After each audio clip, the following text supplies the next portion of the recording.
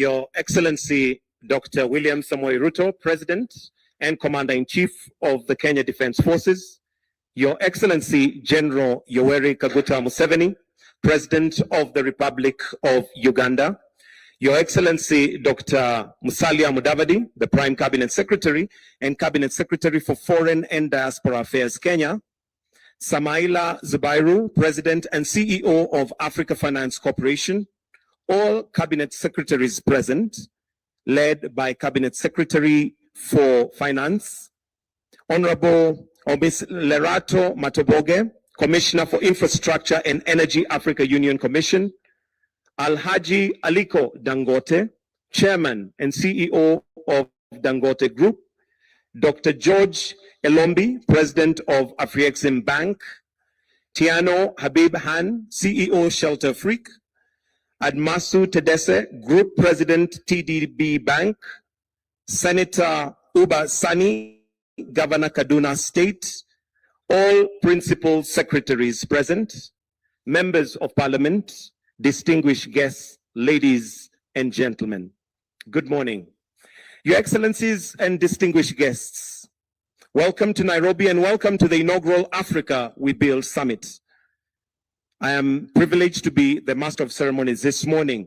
We are delighted to have here what we believe is not simply another conference, but the beginning of a paradigm shift.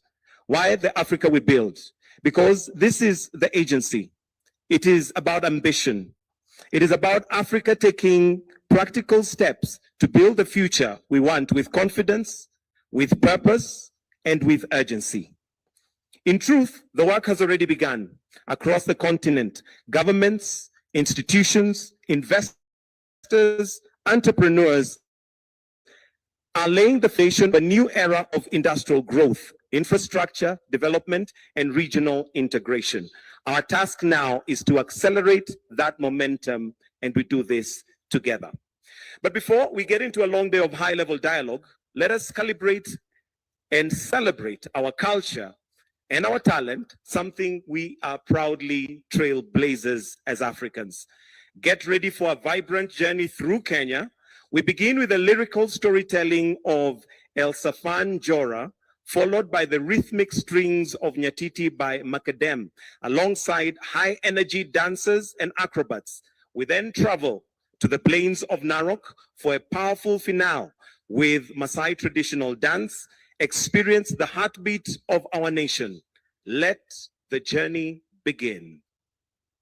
Great leaders of Africa, I'm here to set the tone. It is no secret that Africa has a lot to offer, more than has been found in the corridors of history.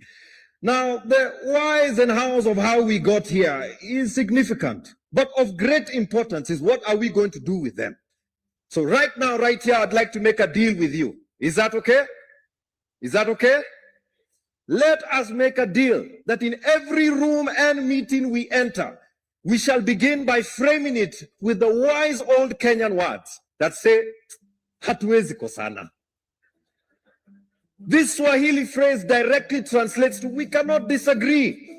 You see, these words are not only, an icebreaker. They also paint the expectations of the relationship.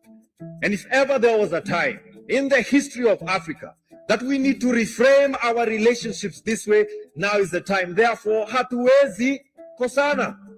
And also, we can't afford to. Our needs are growing immensely, and so are the pressures that come with it. And if we do not act now, we will remain in those corridors of history that they like to bring up every time they have something to say about Africa. And that is why we are here. Because the Africa we build can no longer exist in that little rhythm section, but rather the grand orchestra of all that is Africa. Humbly I say, sons and daughters of Africa, the time for talk is over. Now is the time to get it done. We are the ones that Africa has been waiting for. And whether we answer the call of destiny will determine how the sun will rise. And may it rise to illuminate the greatness of our land. Because Africa has so much to offer. And may we illustrate this in action and in deed, what this more could be. After all, Africa's future is done waiting. Africa's future is here. Africa's future is now. And if that is the case, basi hatuwezi kosana.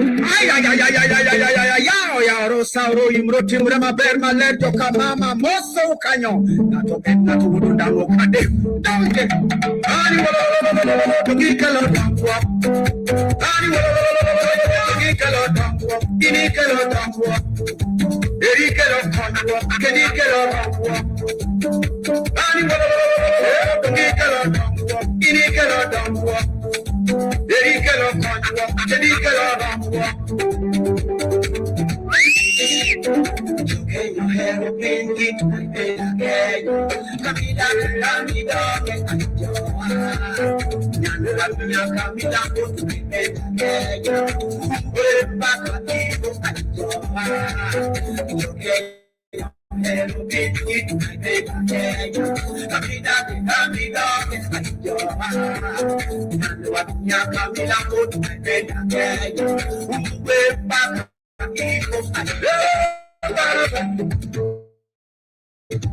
Be my bed, be my leg, be my bed, be my leg. I am not being more. So, I am not being more.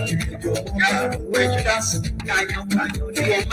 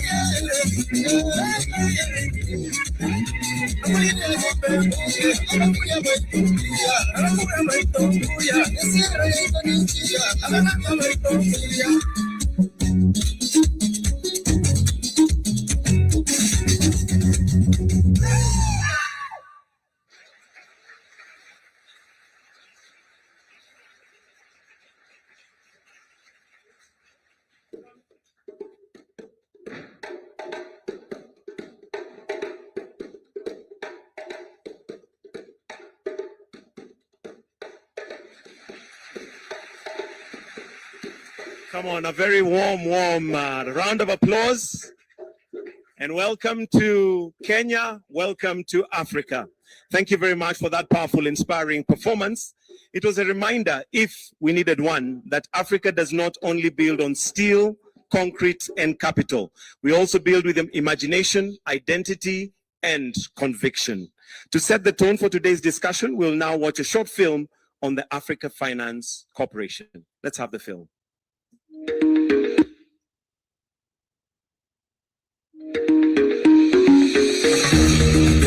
Africa's future will not be imagined into existence. It will be built. Built in power, in transport and logistics, in digital networks, in systems that turn potential into reality. Because no nation industrialized on ambition alone. Progress came when countries chose to build boldly and deliberately. Today, Africa stands at that moment. This continent has the resources, the workforce, the capital, and the ambition to match. But potential on its own changes nothing. Resources must be connected. Capital must be deployed. This is why infrastructure matters. Not as isolated assets, but as integrated systems. Power that reaches industry. Transport that opens routes to markets. Corridors that link resources, labor, and demand. Which is why we call this the Africa We Build Summit. Infrastructure as the engine of industrialization. This is a bold new era, our time to move beyond standalone projects to integrated industrial corridors and ecosystems. And this is where AFC is leading with conviction, from the Lobito corridor to industrial platforms in Gabon, Benin, and Togo, mobilizing capital and connecting infrastructure to industry across energy, transport, digital, and natural resources, to maximize value and strengthen economic sovereignty, demonstrating that Africa's investment case is proven and that transformative projects can be structured and delivered at scale. This summit builds on that momentum as the continent's market-making platform, aligning capital, projects, and policy to accelerate delivery. And it comes into focus here in East Africa, one of the continent's most dynamic regional growth engines. From Kenya through the Northern Corridor and across the East African community, here we see the power of connectivity, linking ports to production, energy to industry, regional infrastructure to lasting value. This is the work before us. What matters now is the will to act, the discipline to deliver, confidence to build for generations. This is the moment to turn opportunity into prosperity. This is the Africa we build.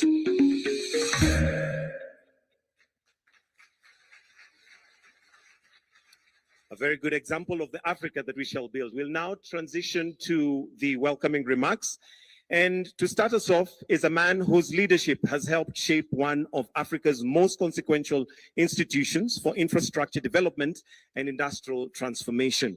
He has consistently championed the idea that Africa must not wait to be built by others, but it must mobilize its own capital and its own resources to do that. Please put your hands together as we welcome Mr. Samaila Zubairu. He is the President and Chief Executive Officer of Africa Finance Corporation. Welcome, sir. Welcome.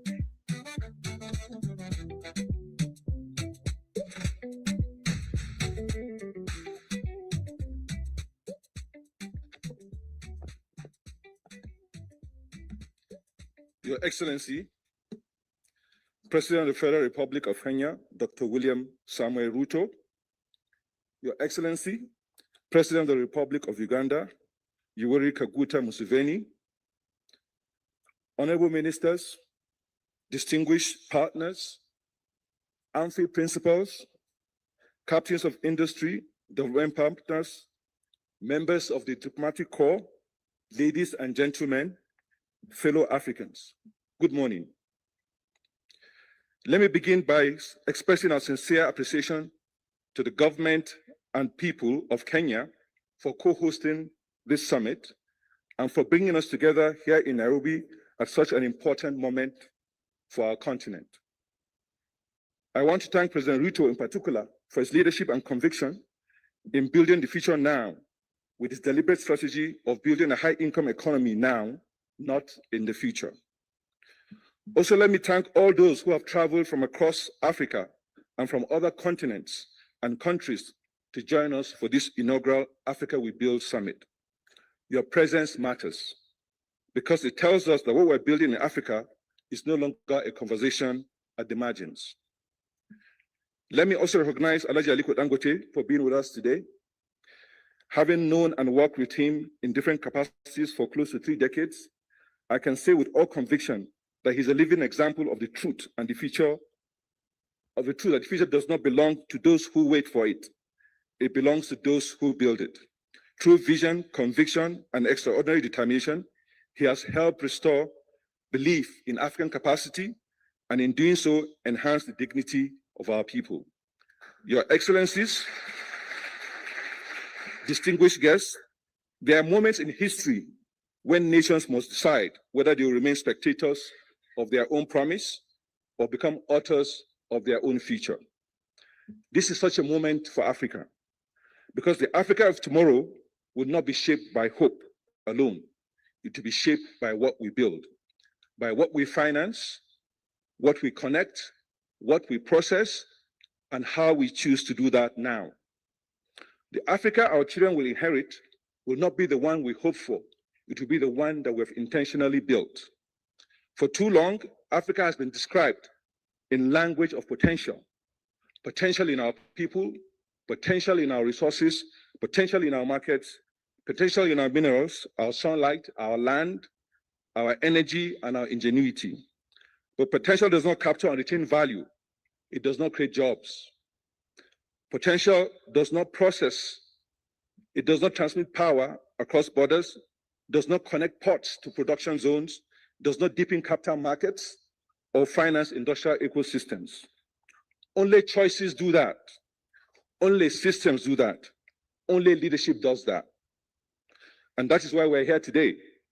This summit is not only about infrastructure.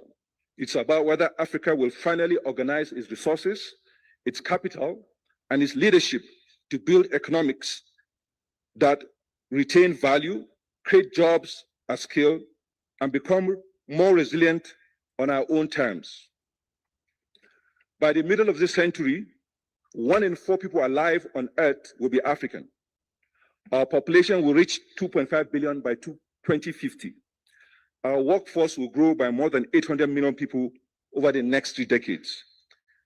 This will be the largest addition to human productive capacity the world will see in this century. These are not just statistics.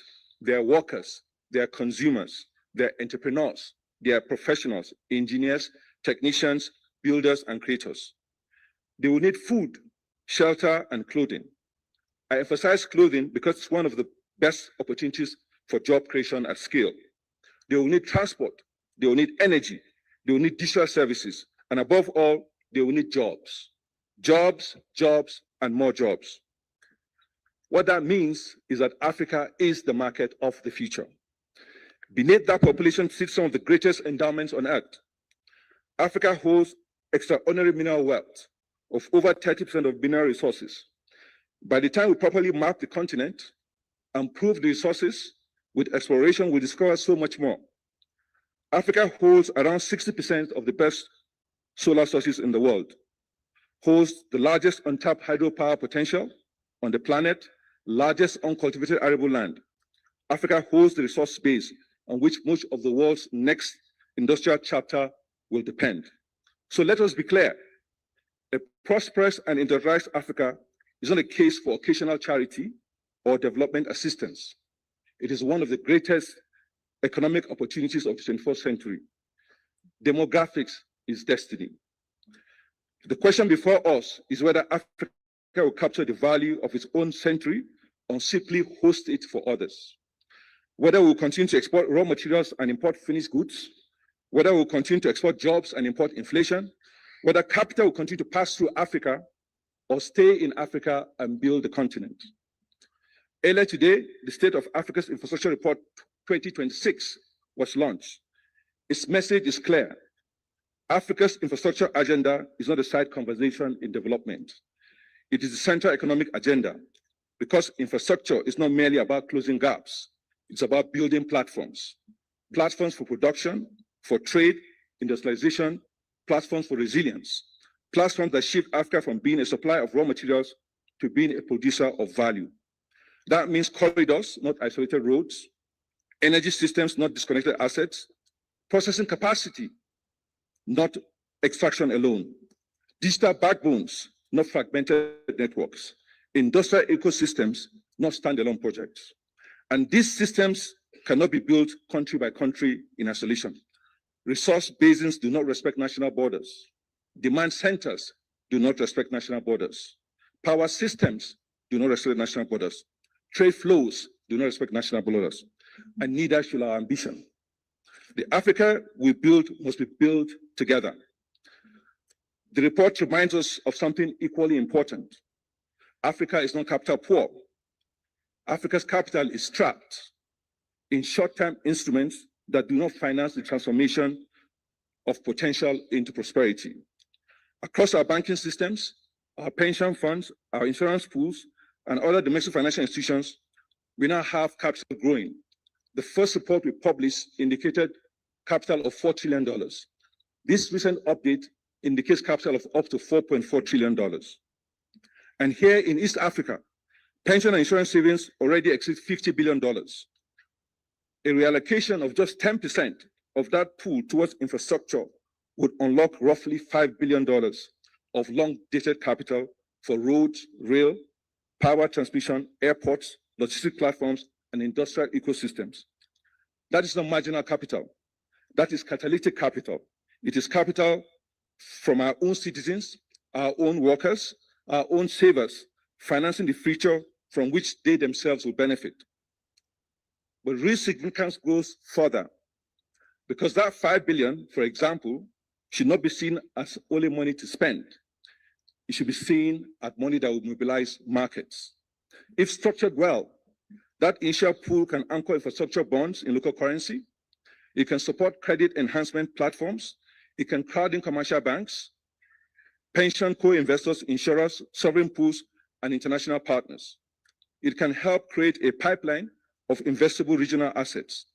And from that base, it can catalyze a much larger financial market around African infrastructure. In other words, $5 billion prudently allocated can become $20 billion, for instance. It can become the foundation for a wider African infrastructure asset class in this region. A 10% allocation is not just a portfolio decision, it is a nation-building decision. This is how domestic capital begins to shape wider financial markets. This is how Africa begins to finance its transformation with increasing confidence from within. But this will not happen automatically. Much of our capital remains concentrated in instruments that preserve liquidity without building productive capacity. Much of it sits in treasury bills of under 1 year. Governments still borrow at high nominal rates. Savers often earn returns that are eroded by inflation. And the long-dated assets that could transform our economies remain underfunded. That's a poor bargain for everyone. It's costly for governments, it's limiting for economies, and it destroys value for savers. So the issue is no longer whether African capital exists. The issue is whether we build a financial architecture that will allow African capital to finance African transformation.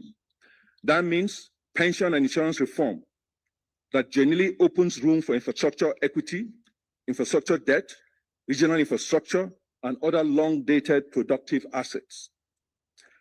That means deepening local currency capital markets. That means building the public-private platforms through which domestic institutional capital can be mobilized into real projects. And that means credible risk-sharing solutions, guarantee programs, first loss structures, insurance wrap, credit enhancement mechanisms, and investment vehicles that institutional investors can trust. Because capital does not move because we ask it to. Capital moves when risks are properly allocated and priced. Reform on paper alone will not be enough. Without trust, allocations will not follow. Without capacity, pipelines will not mature. Without scalable investment vehicles, domestic phasings will remain trapped in short-term paper. That is why AFC, working with our partners in the Alliance for African Multilateral Financial Institutions, and more recently, the new financial architecture for development being mobilized by President Sidi Outar of the African Development Bank, we will work together to build the mechanisms that will allow for us to de-risk and make mobilization of capital possible. Infrastructure is the engine of everything we seek to build. It is demand, the engine of industrialization. It is the engine of competitiveness. It is the engine of value capture, and increasingly the engine of resilience. A continent that cannot refine its own fuel, produce enough of its own fertilizer, process enough of its own minerals, or transmit enough of its own power is a continent exposed to shocks it did not create. That's why Africa's infrastructure gap has become a resilience gap, and nowhere is this more visible than in fuel and fertilizers. Africa still imports far too much of both. That leaves our economies exposed to external price volatility, disrupted supply chains, foreign exchange pressures, and imported inflation. Yet, the fundamentals to resolve this dependency already exist. From Ethiopia to Tanzania, in short, within East Africa, we have significant hydrocarbon reserves that can support domestic and regional fertilizer production and petroleum refining. Across this region, the scale of demand is already large enough to support refining, petrochemical, and industrial platforms over time. So one of the outcomes that should begin to emerge from gatherings such as this is a more deliberate regional approach to energy security, food security, and industrial resilience, not as aspiration, but as coordinated regional agenda for execution. We already have proof that Africa can scale. The Dangote refinery shows what happens when African capability, ambition, and capital comes together around infrastructure of consequence. It reduces vulnerability, it strengthens resilience, it brings production closer to man, and it demonstrates that infrastructure and scale fundamentally changes the region's economic options. Arise integrated industrial platforms offers another proof point. They show that manufacturing ecosystems can be built around African inputs and African demand, so that more value is attained within our own economies. These are not isolated exceptions. They are blueprints of what we can scale together. If energy remains the backbone for transformation, then we must also recognize that the challenge is no longer only generation, it is in transmission. Across Africa, new capacity is being added, but without transmission, infrastructure power cannot move efficiently to demand centers. So transmission must now be treated as strategic priority. Private capital has a critical role to play here, just as it has in generation.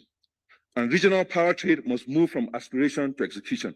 The same logic applies to transport and aviation, where infrastructure, cargo capacity, trade facilitation, and connectivity are aligned. Trade grows faster, tourism deepens, and higher value exports become possible. That is what systems thinking looks like. Not one project at a time, not one integrated ecosystem at a time. Nowhere is the shift from project thinking to systems thinking more visible than in the region hosting us today. Across Eastern Africa, we see a clear pattern, a focus not on constraints, but on building. Building institutions, building markets, building platforms, building systems that connect them. That's why I'm pleased to share today that AFC has reached an agreement with the government of the Republic of Kenya to establish its first regional office here in Nairobi.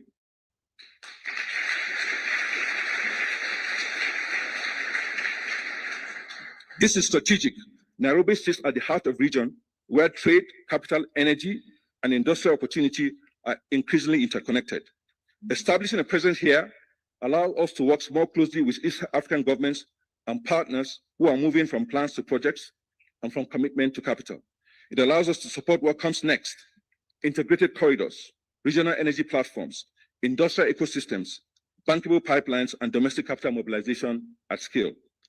And let me, at this point, acknowledge with deep appreciation the representatives of the government of Kenya who worked alongside Team AFC to negotiate and conclude the host country agreement under the leadership of His Excellency President William Ruto and his economic management team.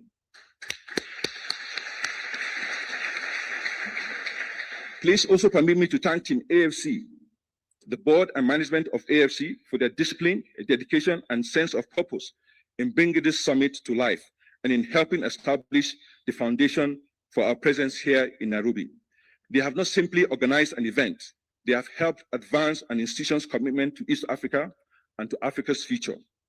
Your Excellencies, a summit like this should not be judged by the quality of its speeches. It should be judged by the quality of its outcomes. So when we meet next year in Abuja to mark AFC at 20, what must we be able to show for what we began here in Nairobi? We must be able to show that regional projects move from concept to execution. We must be able to show that capital was mobilized for infrastructure.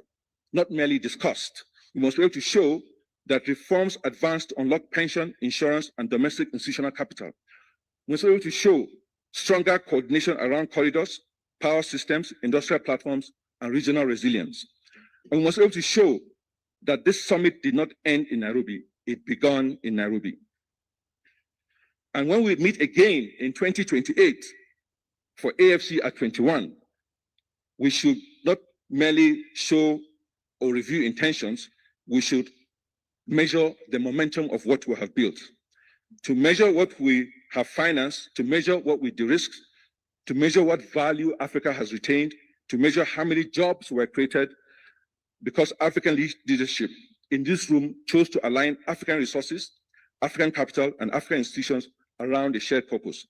That is how history is made, not in declarations, in decisions, not in applause, in execution, not in what in promise, but in what we build. Africa has the people, Africa has the resources, Africa has the capital, and in this room, Africa has the leadership and institutions to bring them together. So the question before us is not whether the English exists, they do. The question is whether we will organize them deliberately, courageously, and at scale, because the future will not be defined by what we say here today. It will be defined by what we build together. Let this summit send another clear message across Africa and to the world. Africa is not waiting for the future. Africa is building now. The Africa our children will inherit will not be the one we hope for, it will be the one we build. Thank you very much.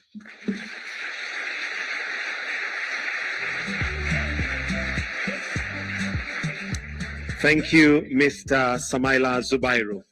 Our next speaker represents an institution central to Africa's collective vision and long-term agenda.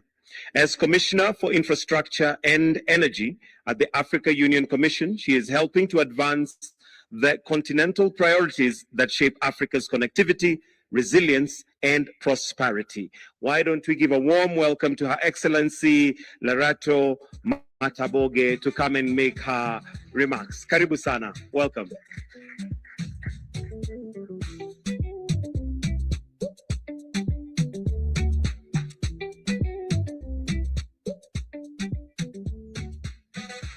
Thank you, Program Director. Your Excellency Mzee Yoweri Museveni, the President of the Republic of Uganda. Your Excellency Dr. William Samoei Ruto, the President of the Republic of Kenya. Excellencies, ambassadors here present, the Chairperson of the Board of the African Finance Corporation, Madam Ireti Samuel Ogbu, Mr. Samaila Zubairu, President and Chief Executive Officer of the Africa Finance Corporation, CEOs and members of the AMFI, and other distinguished leaders of financial institutions here present, Dr. Aliko Dangote and captains of industries here present, development partners, friends of Africa, distinguished ladies and gentlemen, good morning. It is a privilege to be with you today as we open this inaugural summit anchored on infrastructure as the engine for industrialization, with the purpose of attaining the Africa we want through the Africa we build. On behalf of the African Union Commission, I extend our sincere appreciation to the government of Kenya for its leadership and hospitality, and to the Africa Finance Corporation for convening this important platform. I also convey the greetings and support of the Chairperson of the African Union Commission, His Excellency Mahmoud Ali Yusuf, who has underscored the importance of the summit as a practical consultative platform that reaffirms our collective commitment to Agenda 2063, which calls for an integrated, a prosperous, and a resilient Africa, powered by its own citizens' efforts and powered by African know-how. Excellencies, ladies and gentlemen, we meet at a decisive moment. The global system is shifting, supply chains are being reconfigured, energy systems are being rewritten, capital is becoming more selective. In this environment, Africa cannot afford fragmentation. We must move with clarity, with coordination, and with conviction. The central question before us is not whether Africa should industrialize. It is whether we will organize our infrastructure, our capital, and our policies to make that industrialization inevitable. The status quo is that less than 35% of Africa's roads are paved, contributing to some of the highest logistics costs globally. Rail networks remain limited and often disconnected. Ports and airports exist, but too often they do not function as seamless gateways to regional markets. In energy, millions of African households still lack access to electricity, and many industries continue to operate with fragmented and unreliable power systems. Without dependable energy, industrialization can never take root. Without industrialization, employment can never scale. Excellencies, Africa is not constrained by potential. It is constrained by alignment. We have capital. I think the CEO made the point very emphatically. We have the capital. Africa's domestic capital market, capital base now exceeds trillions of dollars. We have markets under the African Continental Free Trade Area, but these elements are not sufficiently connected to create productive capacity at scale. This is why we must fundamentally shift how we think about infrastructure. Infrastructure must move from assets to systems. Ports, rail, power, and digital networks must function together as integrated economic corridors that connect production zones to markets. Today, too much of our value still leaves the continent in raw form and returns at a premium. This is not because Africa lacks the resources or the markets, it's because we have not fully aligned infrastructure, capital, and policy to support industrial value chains. That needs to change. We need to move from extraction to transformation, from exporting commodities to building industries, from fragmented national projects to coordinated continental systems. This is the agenda that the African Union is advancing. Through the Programme for Infrastructure Development in Africa, we are coordinating cross-border investments in transport, energy, and water systems. Through the Trans-African Highways and the African Integrated Rail Network, we are connecting regions to markets. Through the single air transport market, we are unlocking mobility and trade. Through the African single electricity market and the Continental Power Systems Master Plan, we are building an integrated energy system capable of powering industry at scale. And through the digital transformation strategy for Africa, we are ensuring that digital infrastructure becomes a driver of productivity, innovation, and competitiveness. Frameworks alone will not deliver transformation. We have enough frameworks as the African Union Commission. Execution will deliver transformation. And this is why a summit such as this matters. It is not simply a gathering, it is a platform for alignment. A space where governments, financiers, and the private sector come together, not to discuss what is possible, but to commit to what must be delivered. The African Union Commission stands ready to be a strategic pillar in future iterations of this summit towards the Africa we build for the Africa we want.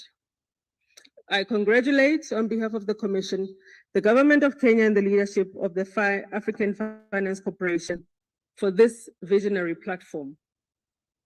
We further look forward to this summit and this gathering's support towards actualizing the African Union's theme of the year of 2027, that is going to be leveraging the full potential of the single African air transport market and new technologies for continental integration. Improving our aviation connectivity can shift the needle on intra-Africa trade through cargo movement, including delivering continental integration in real terms. The African Union counts on all of your continued support in connecting Africa. I thank you.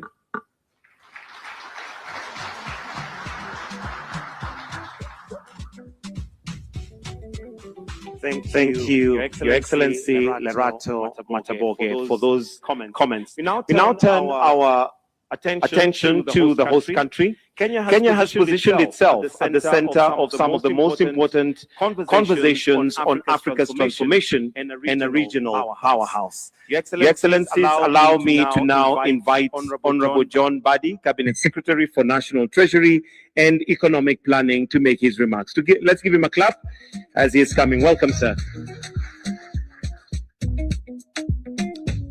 Thank you very much.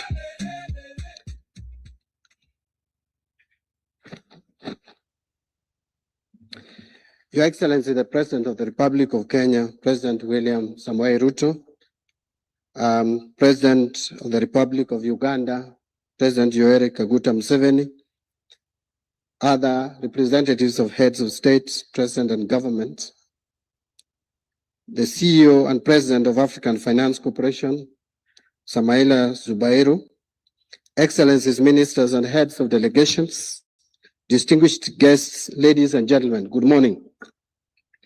It is my great honor and privilege to welcome you to the Africa We Build Summit of 2026. This important summit provides a unique platform for dialogue and collaboration, which is aimed at accelerating the mobilization of capital for strategic infrastructure investments across the African continent. Ladies and gentlemen, Africa continues to face a persistent infrastructure financing gap, with critical shortages in key sectors such as energy, transport, and digital connectivity. These gaps constrain economic growth, limit productivity, and slow our collective development ambitions. Kenya, like many countries across the continent, experiences similar infrastructure challenges, which remain a binding constraint to growth, even as our social sectors continue to require sustained and inclusive investment. Despite the urgent demand for infrastructure development, governments across Africa are compelled to navigate a delicate balance, operating within the realities of prevailing macroeconomic conditions and fiscal pressures.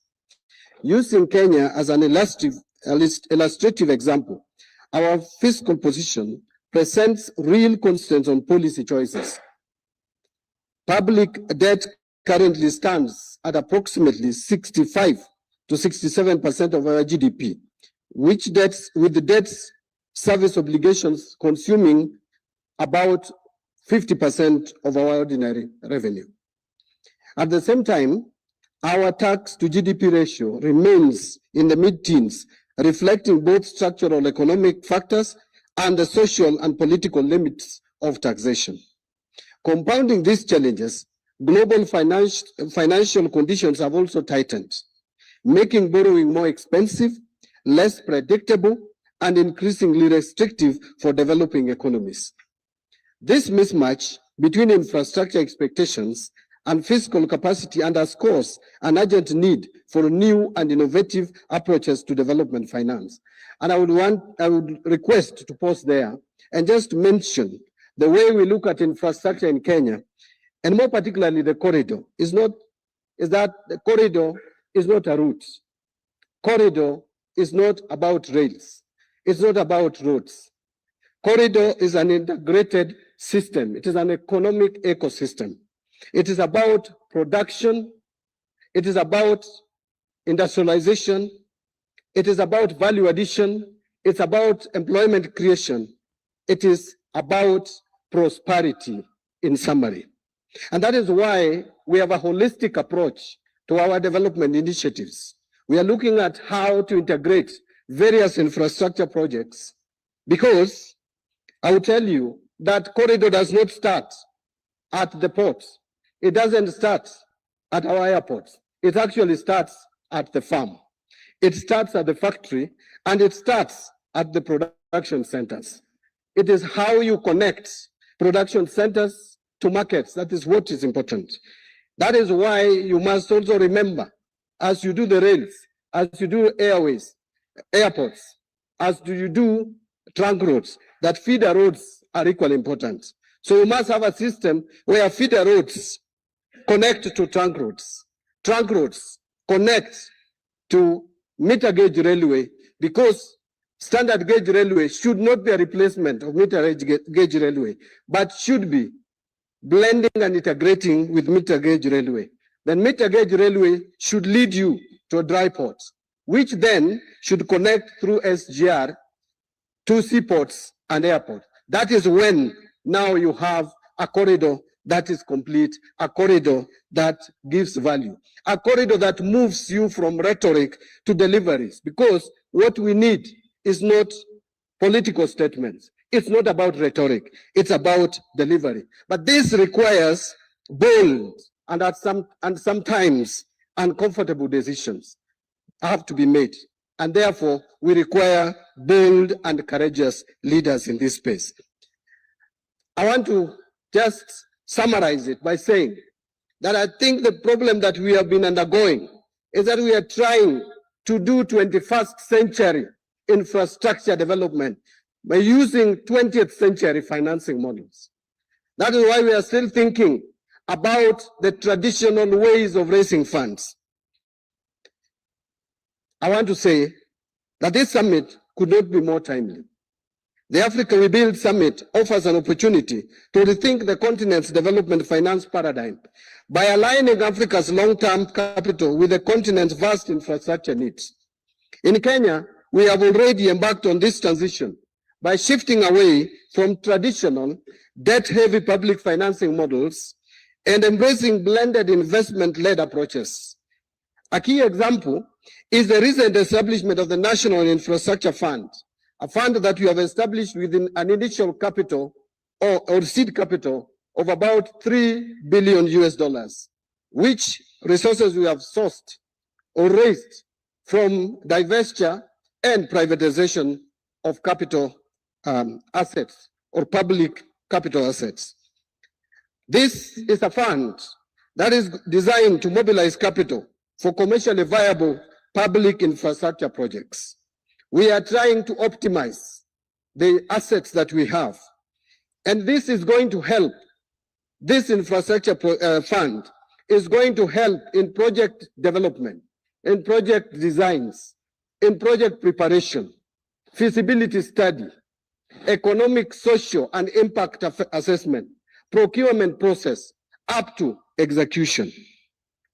We are also advancing other innovative financing mechanisms, including securitization, more particularly in the road sector. This is what we call an intelligent and integrated optimization of the use of our assets. And I want to put it this way, that we are looking at a country and we are looking at a region and we are looking at a continent that will use its assets and not rely on others to optimize the use of those assets and to use the proceeds of those assets for risk restructuring and risk reallocation or allocation. I want to also add the last, which is the revitalization of public-private partnership frameworks to attract private sector investment.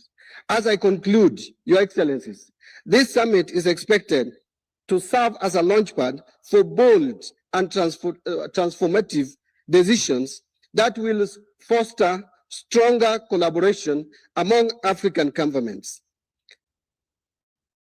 investors, and industrialists to mobilize the capital required to develop the infrastructure that will drive Africa's industrialization and long-term prosperity. Thank you very much, Your Excellencies, and allow me at this stage to invite the Prime Cabinet Secretary and Cabinet Secretary for Foreign Affairs, the Honorable Musalia Mudavadi, who will then invite His Excellency the President.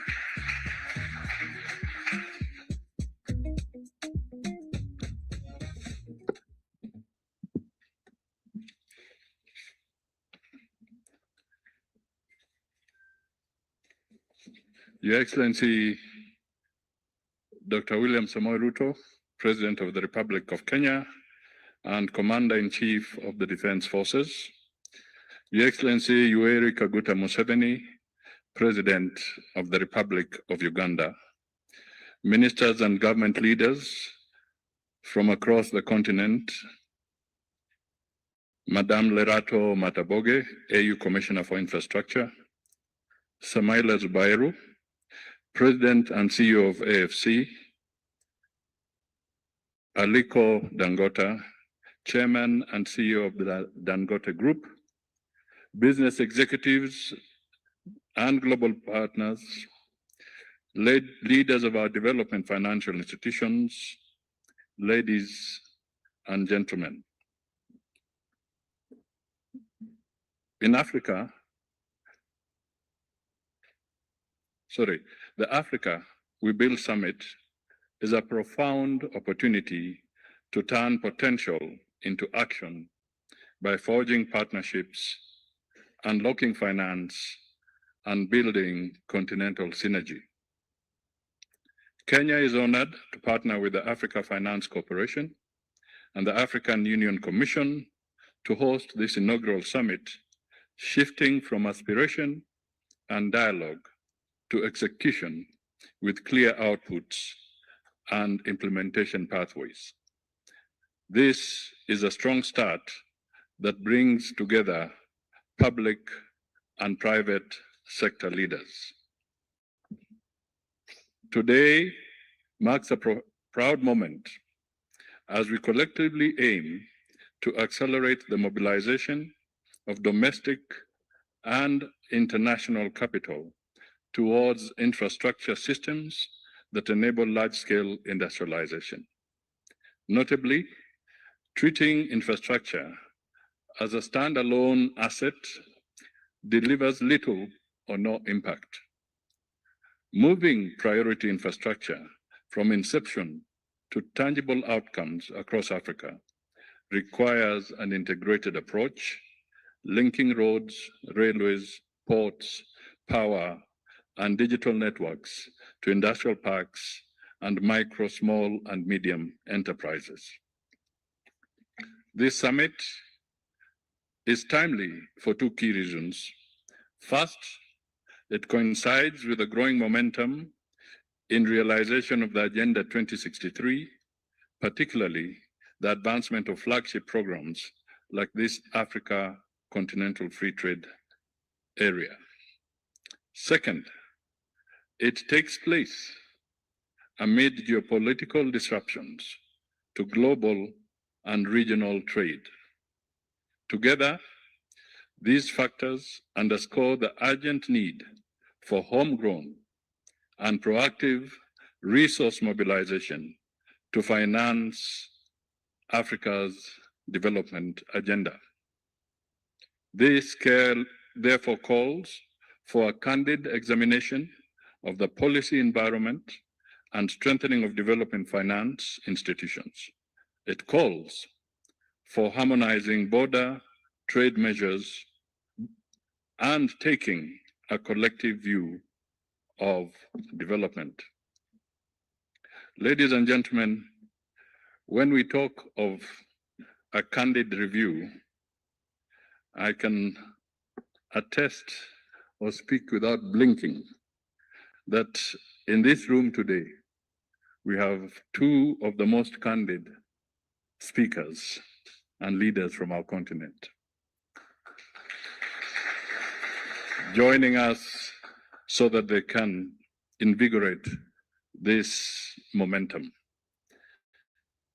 Ladies and gentlemen, please join me in welcoming the first of these leaders in the room, His Excellency Dr. William Ruto, President of the Republic of Kenya, to deliver his keynote address.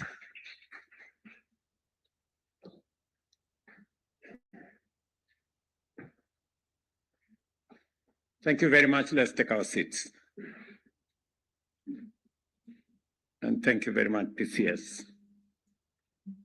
Your Excellency, our elder in the region, Yoweri Kaguta Museveni, the President of the Republic of Uganda, Mr. Samaila Zubairu, our good friend, President and CEO of the Africa Finance Corporation, Ministers present, CEOs, distinguished participants, delegates, ladies and gentlemen, good morning and welcome.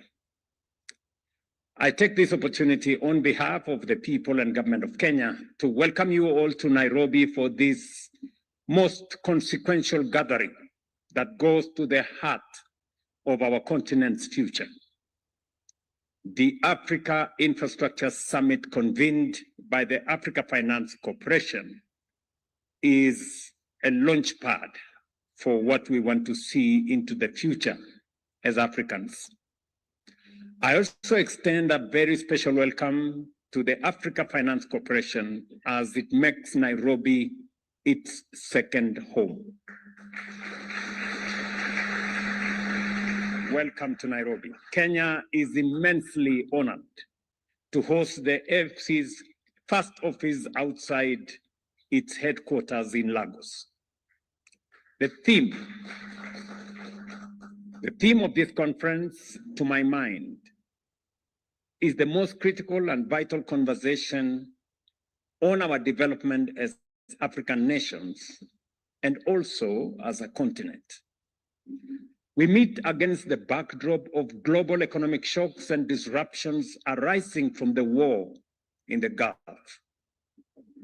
From the war in Ukraine a few years to the war in the Gulf in a few weeks.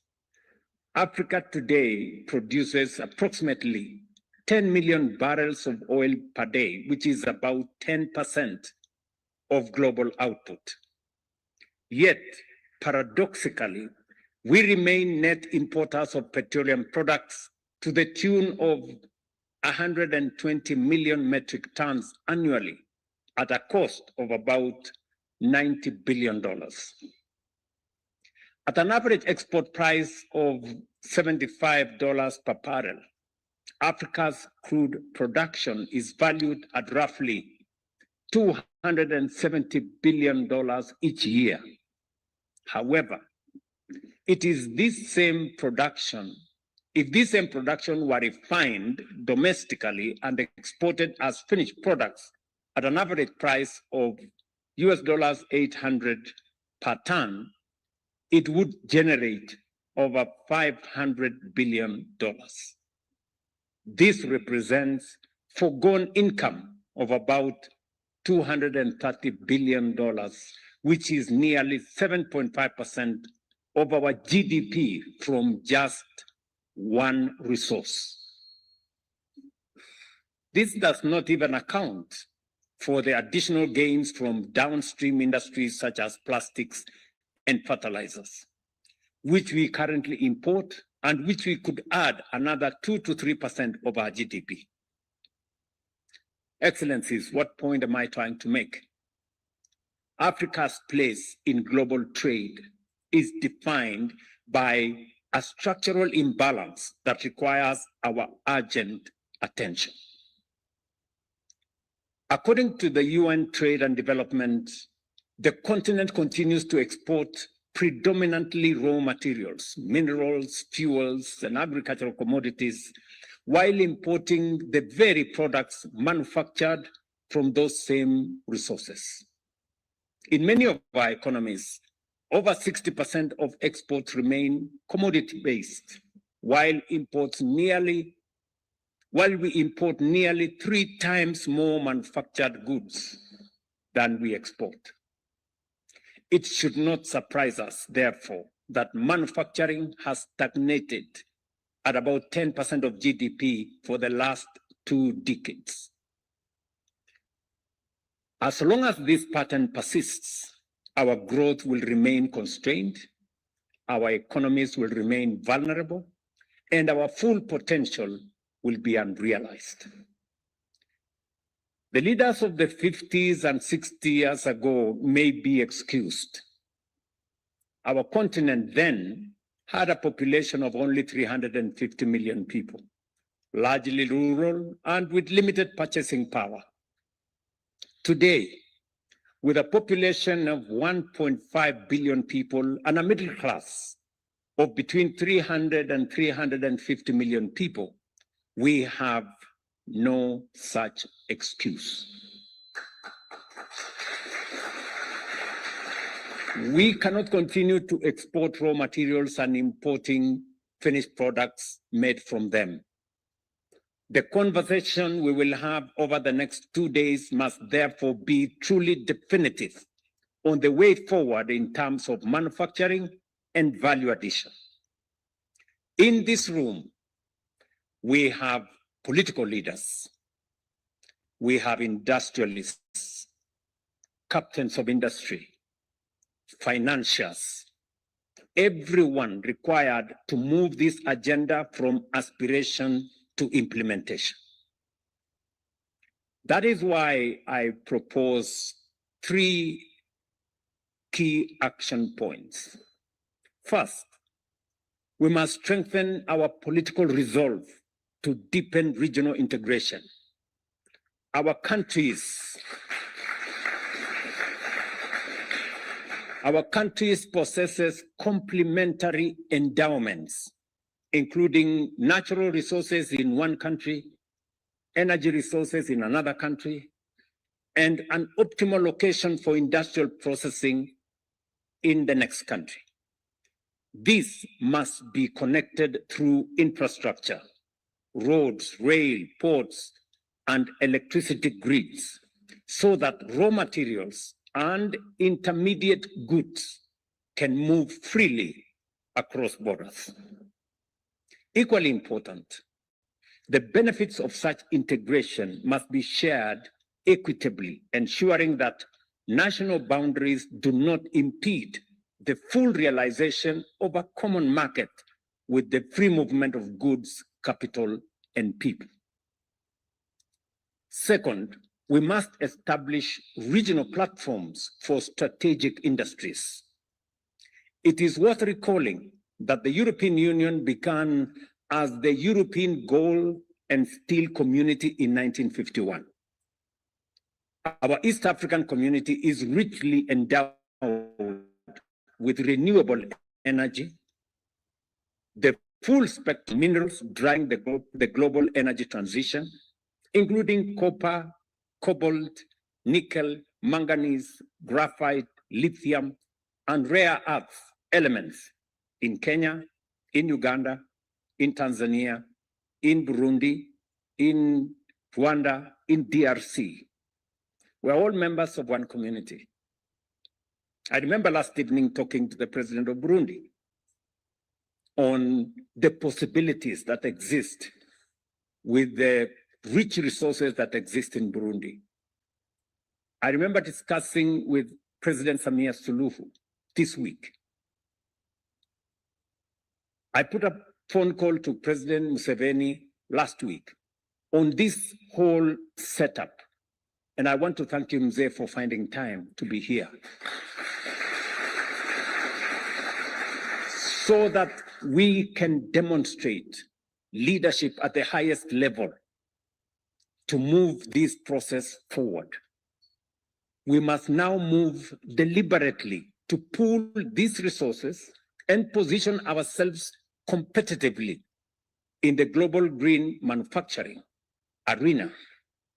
However, we cannot achieve competitiveness without affordable energy, making large-scale investment in renewable energy an urgent priority, and ensuring that the resources that we have in our region, including the oil we have in Uganda, the little oil we have in Kenya, we must find the mechanism to leverage on these resources and drive our industrialization. Third, we must harness African capital. As the saying goes, he who pays the piper calls the tune. Industrialists here know the meaning of that phrase better than all of us. Our ambitions will remain unrealized if we continue to depend on external capital whose primary interest is securing raw materials for their own industries. We must say that with clarity. We must therefore strengthen our regional development finance institutions, including the Africa Finance Corporation. And I want to inform the Africa Finance Corporation fraternity that as you set up office in Nairobi, the Kenya government is going to enhance its equity by $25 million.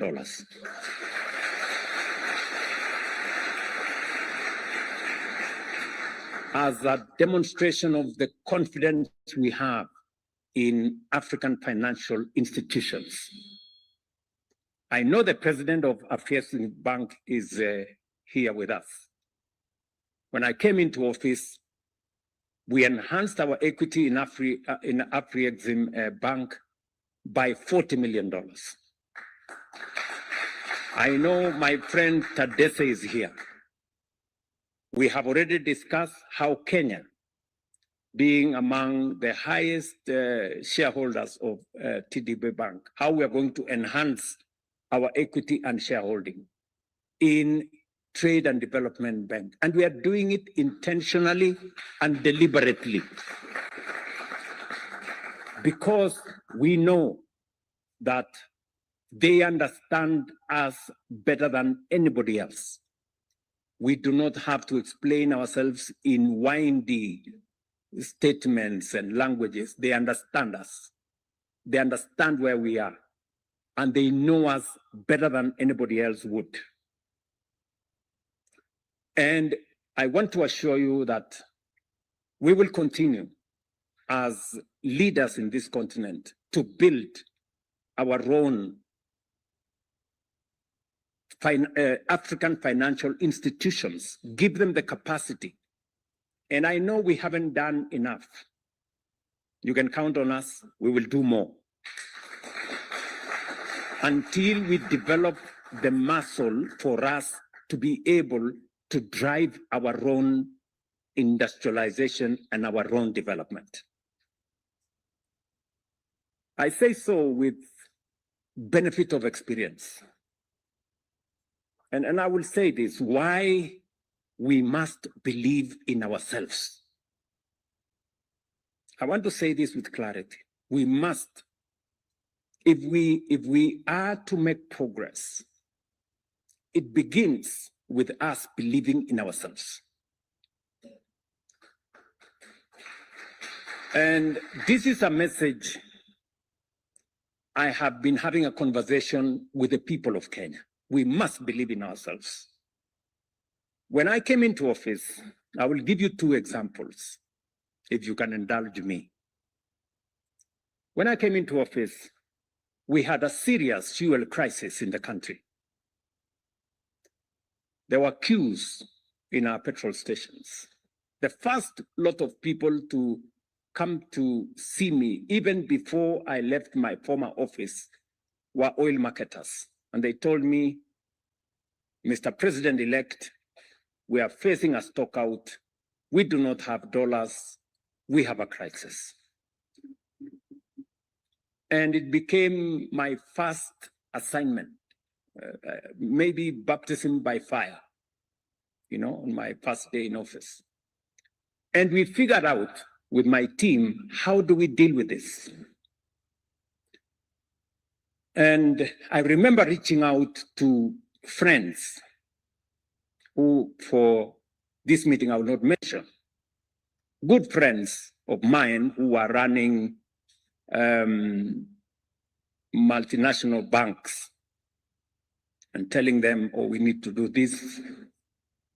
Little did I know that many of them were already figuring out how they are going to make money when the dollar went to 200 shillings, Kenya shillings to $1. They're already thinking how to make money from foreign exchange. I mean, I'm looking at how do we solve a Kenyan problem. It is only one bank, one Kenyan bank, Kenya Commercial Bank, that was willing to issue letters of credit and stand with us at that very critical moment. Do you know what happened? we not only solved that problem in a very permanent way. Today we have a G2G framework that many other countries have come to learn from us. Malawi have been here to learn from us. Burundi have been here to learn from us how we did it. So we solved the problem. But you know what? Kenya Commercial Bank made tons of money in the process. Their share price went from 17 shillings to now 74 shillings.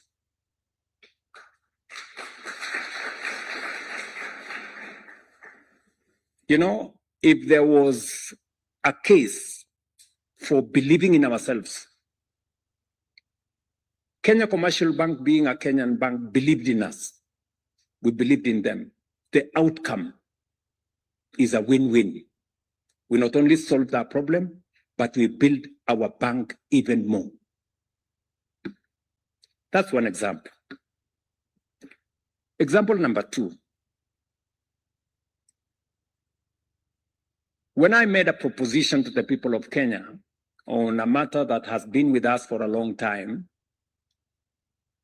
on how do we deal with the challenge of housing. And it's a conversation we've had for long as Kenyans, possibly 25, 30 years of conversation.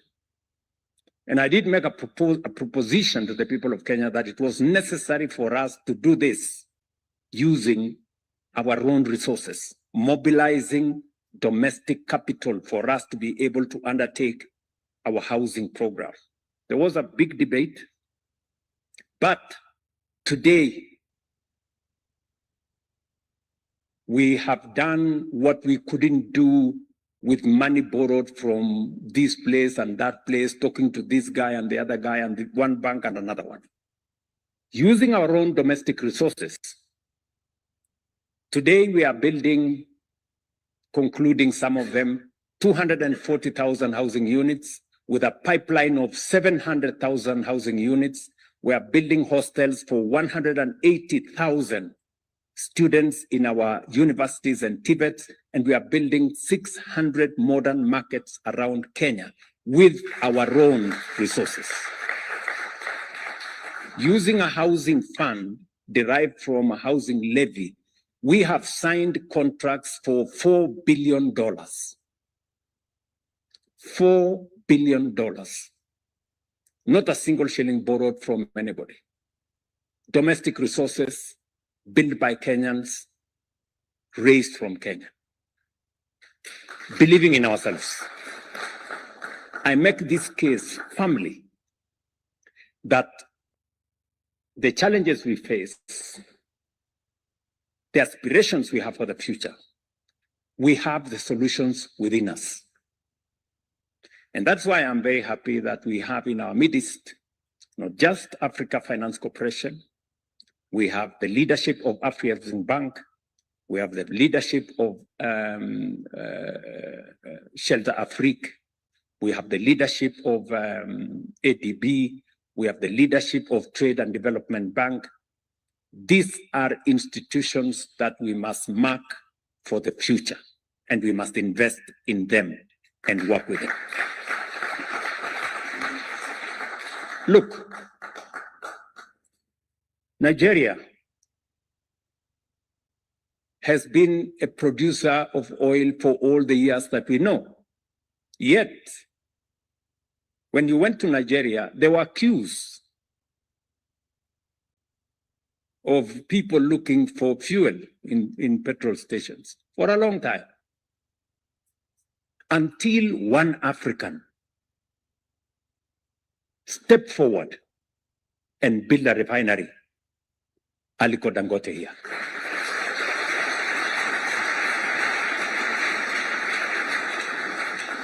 The solution wasn't in Europe. It wasn't in Asia. The solution was in Nigeria.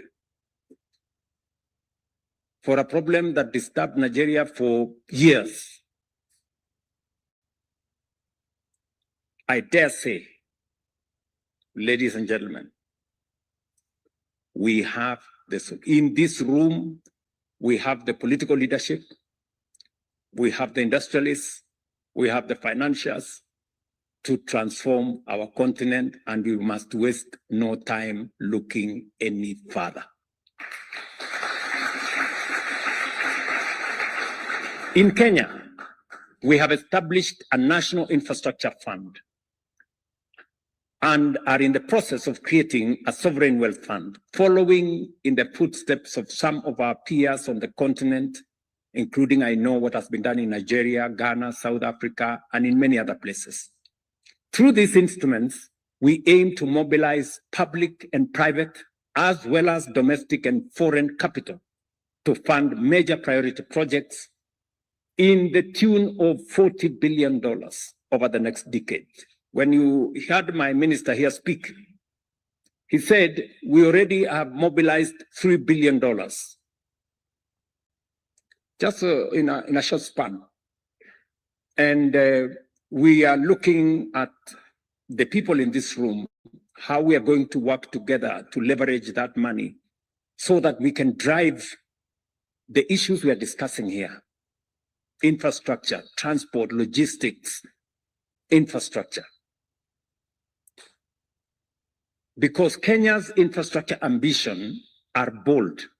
We seek to expand our road network by over 28,000 kilometers, more than double what we have today over the next 7 years.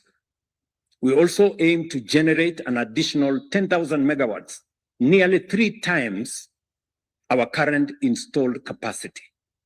And that is to support modern technology, power industrialization, and sustain economic expansion. At the same time, we are strengthening our export-led agricultural transformation and food security through large-scale irrigation anchored on the construction of at least 50 mega dams to bring an additional 2.5 million acres of land under productive use. Listening to my friend, the CEO of AFC, he did mention very clearly that we have some of the largest agricultural lands in our continent. How do we leverage on those? Why is Africa still a hungry continent? Why is Africa still defined by hunger and imports from all manner of places when we can do it right here? These are not merely national priorities. They are integral to the broader continental agenda of industrial transformation through manufacturing and value addition. For far too long, the economic destiny of our continent has been shaped by others. While historical injustices from colonialism to inequities in the global economic order are real, we must also acknowledge that other regions have faced similar challenges, but they have risen above them. We're not the only ones that have faced these challenges. We are constrained, however, only by the extent that we accept the status quo through acquiescence, complacency, and limited ambition. Too often, as a continent, we have settled for what is rather than what could be. For far too long, we have accepted the average, the ordinary. That must change, good people. We must raise the scale of our ambition and refuse to be defined by what is merely functional. The time has come for Africa to take full control of its destiny.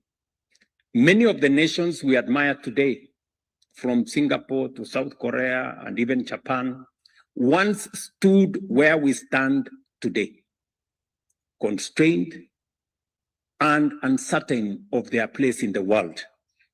But they made choices that made the difference.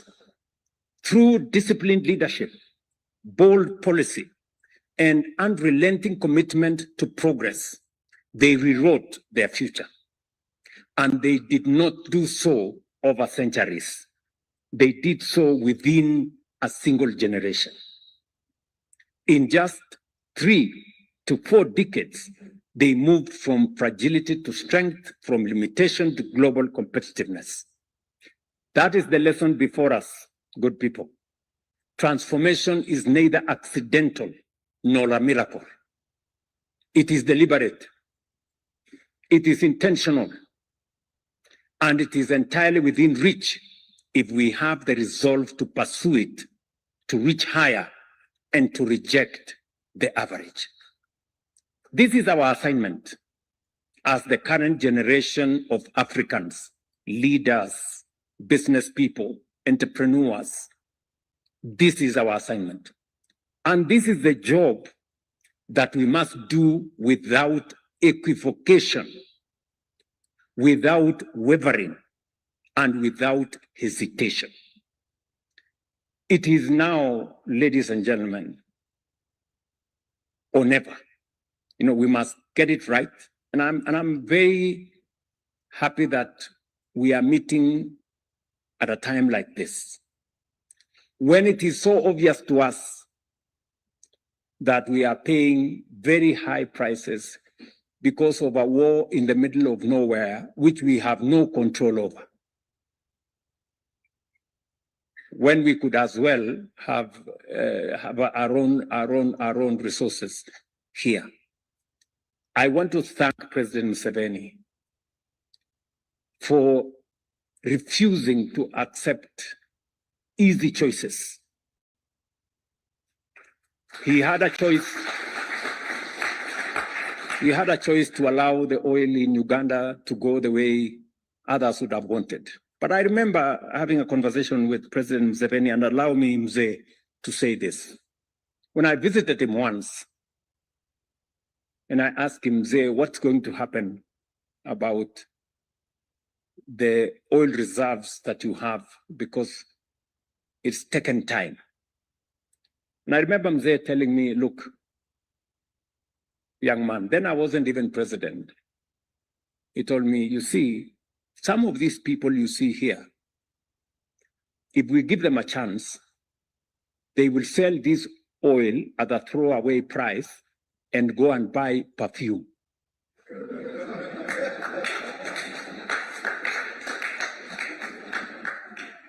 You know, those are his words, and they have never left my mind.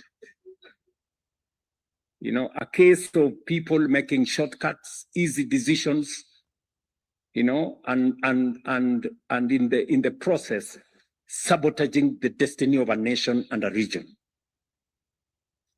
I am happy that we will be discussing how we are going to use our resources, whether it is the oil we have in our region or the minerals we have in our region, not to export to others, but to industrialize our own region, our countries.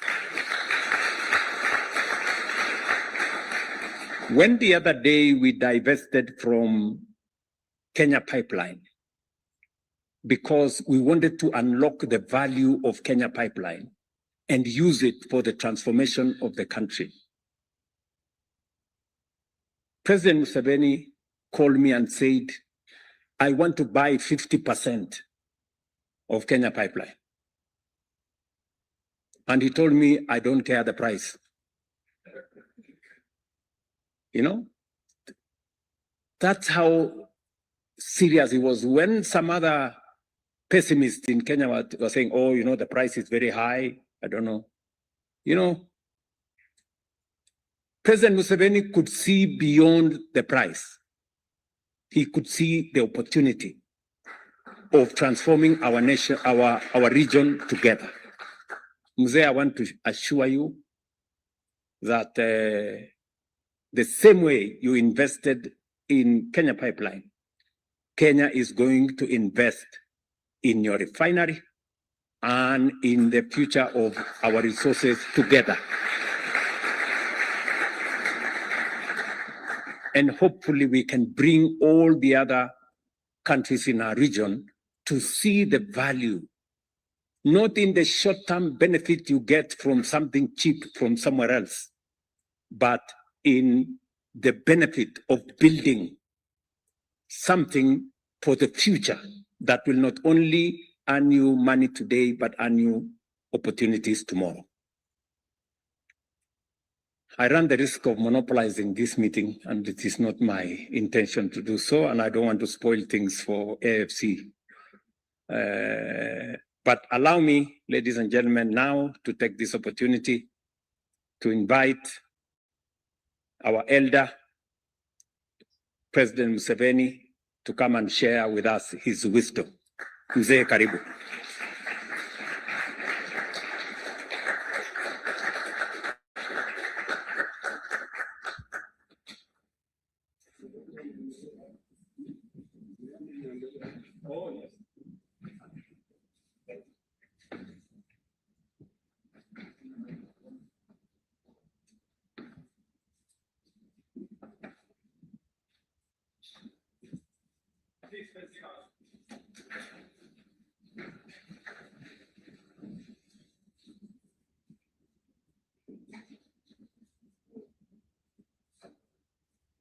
Hello, hello. You can hear me? Very good. His Excellency President Ruto,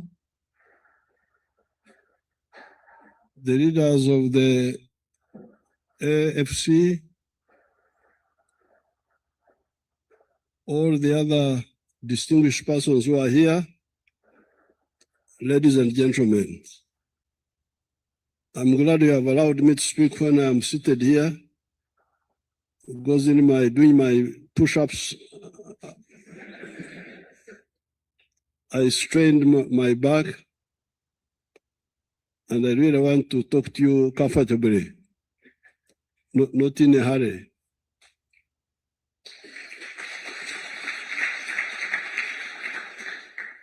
I want to thank His Excellency President Ruto for organizing this conference, and the AFC for organizing it under the patronage of President Ruto. We have got a minister in Uganda, is called Otafuire. The Bantu ways of naming people, you give a name which is actually a sentence. So Otafuire means that if you don't die, you will see good things in the end. Therefore, by not dying and having been involved in public affairs for the last 65 years, since 1960, I'm now going to beginning to see some waking up. When the manager from AFC was speaking, I said, this man is speaking my language now. And he's a bureaucrat. But he's speaking a language of revolution. This has been our problem. The discrepancy between revolution and betrayal, really, because Africa has been betrayed in the last 70 years. Sudan was the first to get independence in 1955. It is now 70 years since we started getting independence. But you look at the GDP of Africa. The GDP of Africa is now 3.6 trillion. All of us, imagine, the whole of Africa. Egypt, South Africa, Algeria, all of us. 3.6 trillion.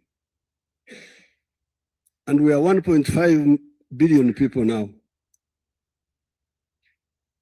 And our land area is umushandete kahwaya umusho are mugambire. I'm speaking in Kikuyu, you will not understand.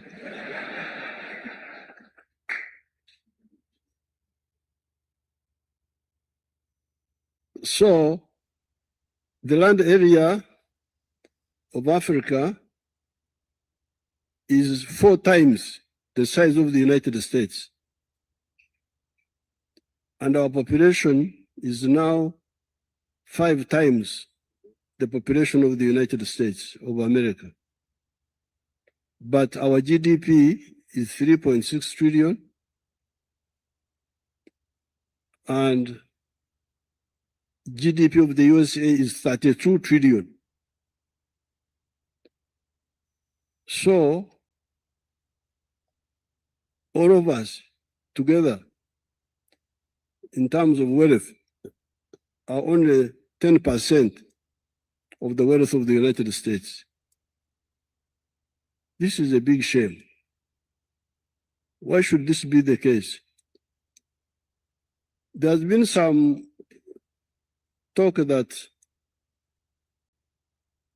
there was no other way in the past. I don't believe that. If you look at China, you people, you can go and get the figures. China was very, very poor, very underdeveloped when the communists took over. But they were able, because of discipline and clarity, were able to save and start investing in their economy, even when they were still very poor. So it is ideological. It's not just money. It's not money. This is more than money.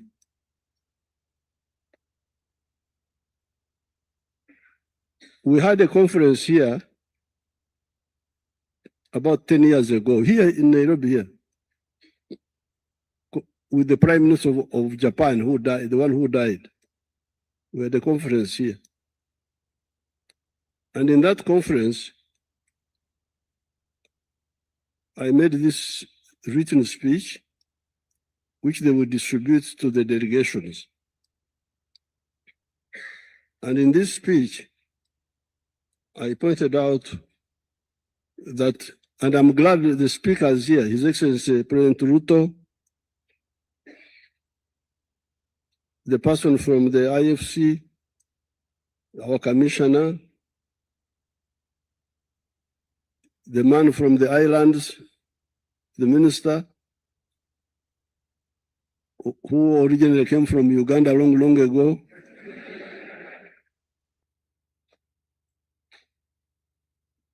They all talked about it. We should not look at these issues in isolated ways. This was the problem in the 1960s and even 70s. They would pick one item, rural development. Then they talk about that, talk about that, talk about that. Then after some time, they say, oh, no. Women empowerment. Then women empowerment. Then education. Then just like that. But in that speech, I pointed out that in my view, there are 10 strategic bottlenecks. And I can repeat them for you here. Number one,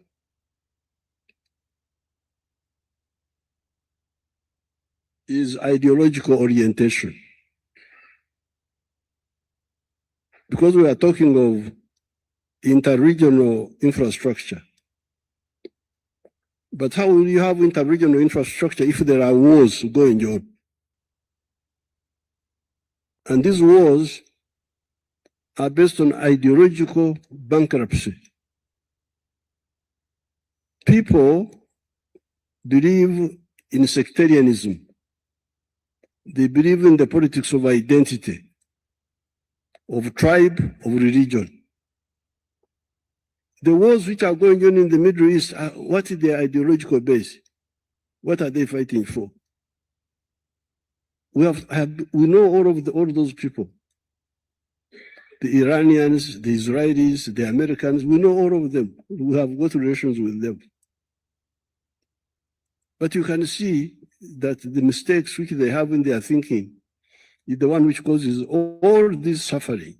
Mistakes, ideological. What is crucial? Is it because I am a Munyankore? You see, that's why I was speaking in Kikuyu. I wanted somebody to bring me my coffee.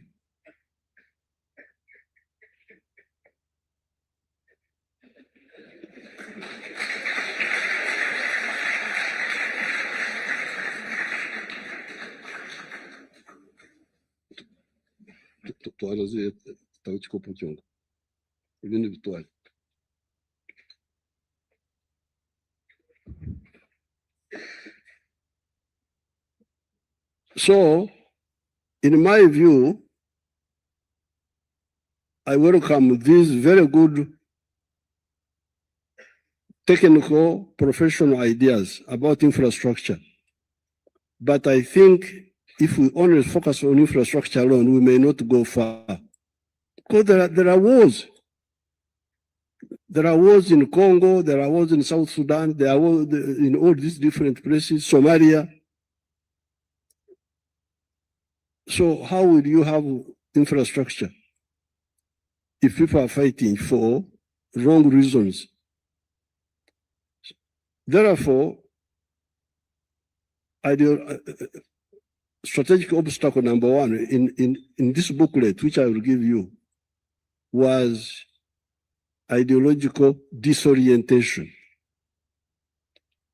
Why do you believe in tribalism and religious sectarianism? I am a cattle keeper. I'm like these Maasais who are dancing here. I produce milk, I produce beef, I produce bananas. But people in my tribe don't buy from me. Why? Because they also have the same products. I have milk, they have milk. They don't buy from me, I don't buy from them. I have beef, they have beef. So who buys from me? The people of Kampala, many of whom are not my tribe. The people of East Africa. So my prosperity is supported more by Uganda as a country and East Africa and Africa than by my own small group. If therefore you have somebody killing people just because of religion or tribes, how will you have the corridors we are talking about?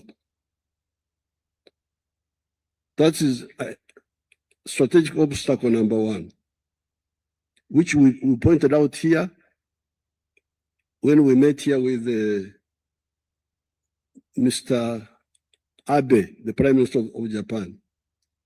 Because of number one, because of ideological fragmentation, then you end up with weak states.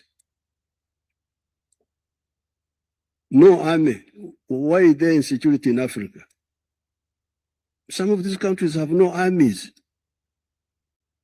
Why don't they have an army? Because they cannot build one. Why? Because part of or ideology. You want to have a highly paid army when you don't have money. How will you have an army?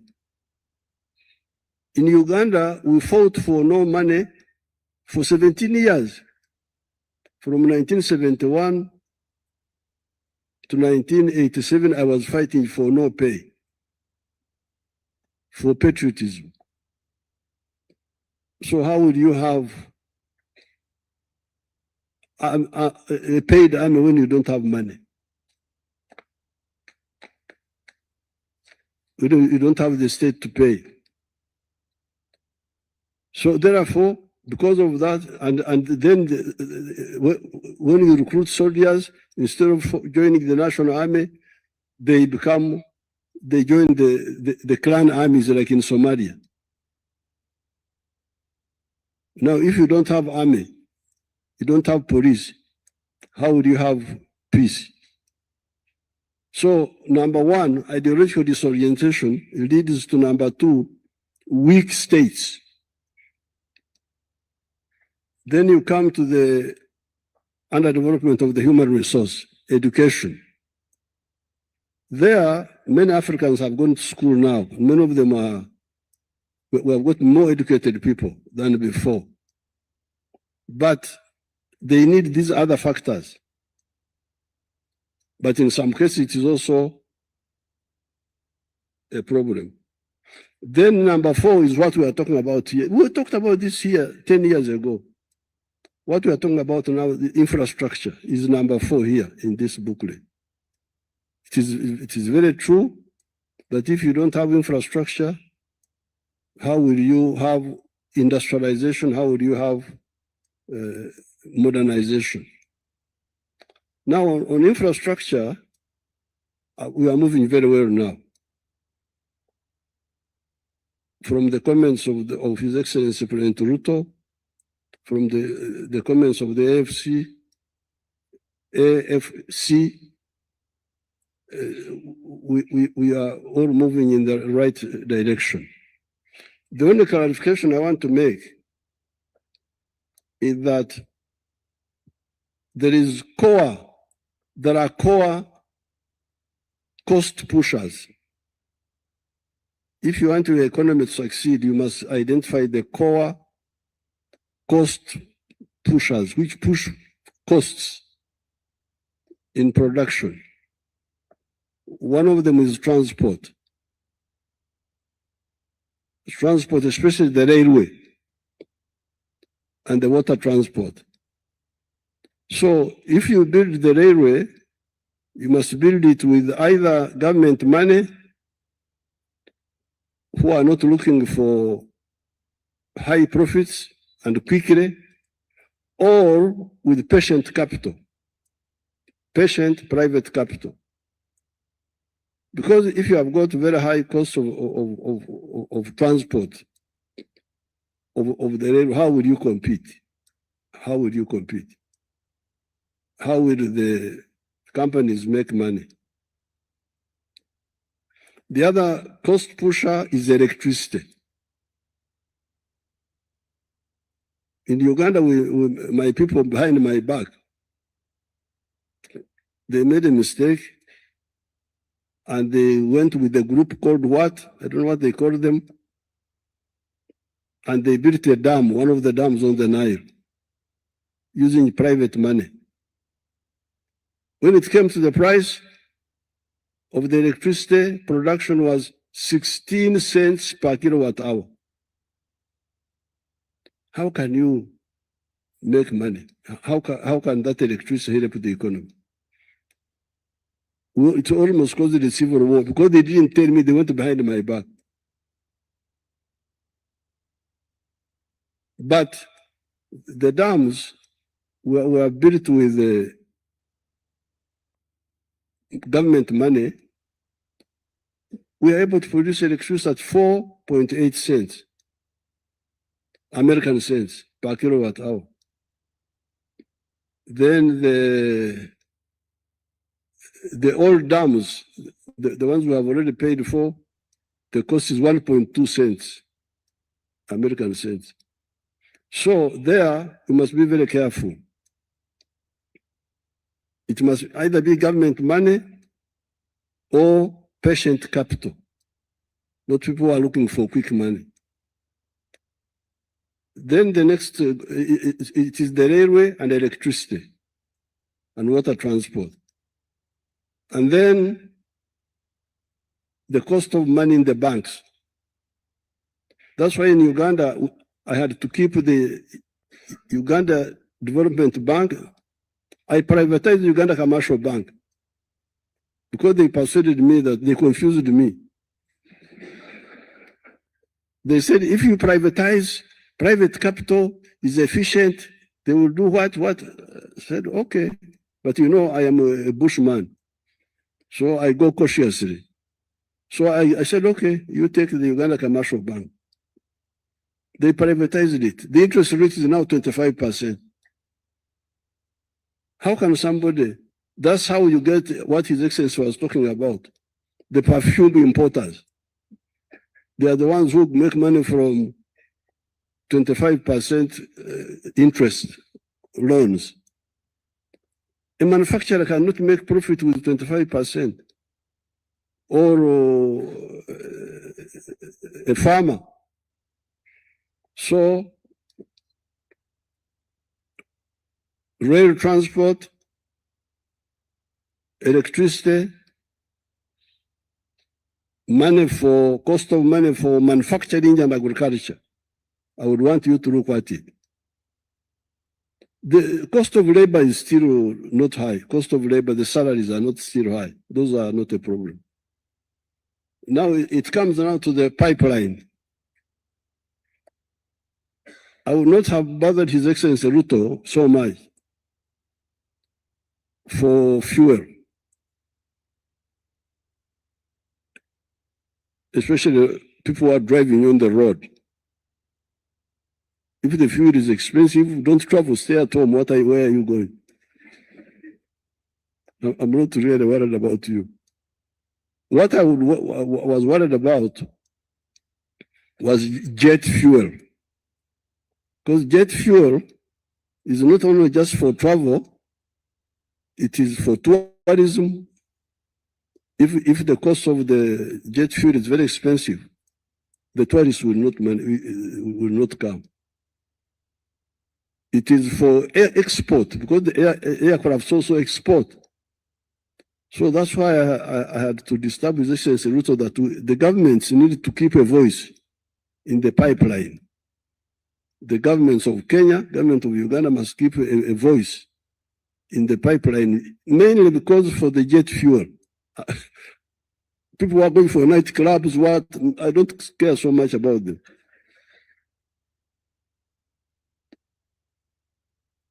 If you don't have the money, stay at home. Where are you going? So therefore, with the infrastructure, but for instance, for the roads,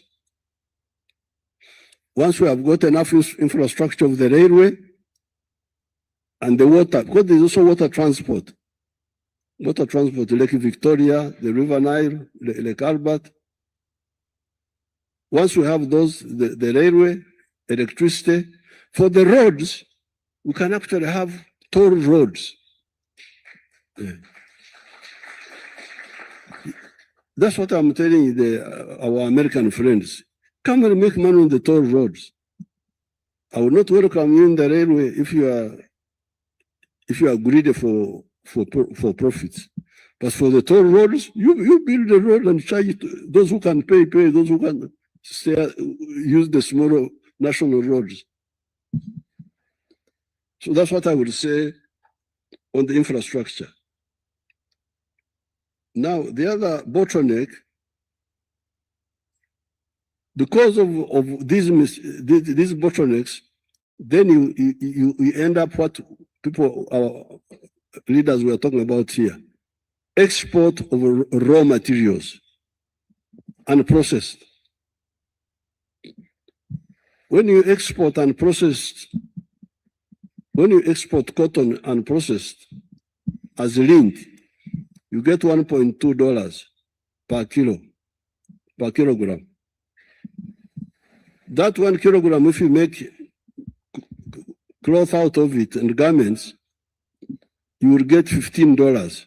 The same kilogram for which you got 1.2. If you weave, you spin, weave, and get garments out of it, you'll get $15. Coffee. A kilo of coffee unprocessed is $2.5.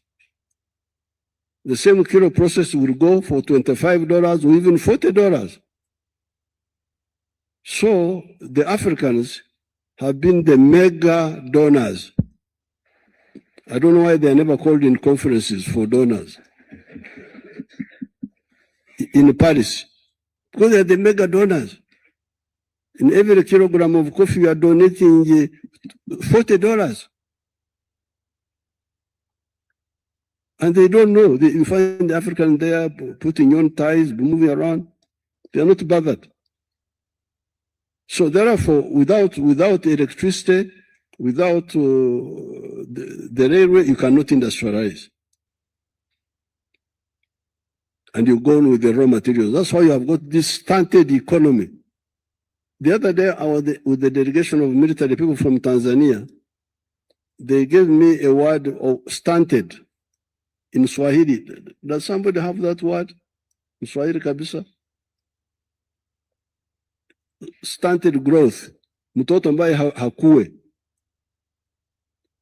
They told me, but I forgot. Last night I was with the delegation from Tanzania.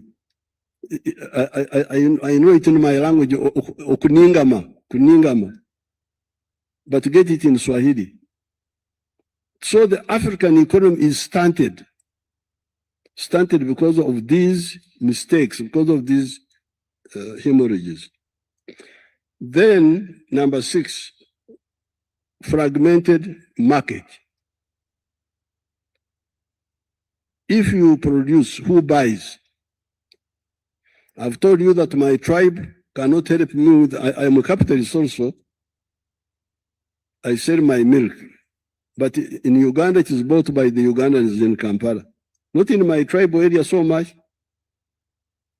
Then East Africa. That's why I've been begging His Excellency Ruto, my young sister Mia, please, ruhusu maziwa yangu yaje huko bila vizuizi. Now, if you don't have a market, how will you attract capital? And the ones who invest in your country, how will they succeed? China opened in 1978.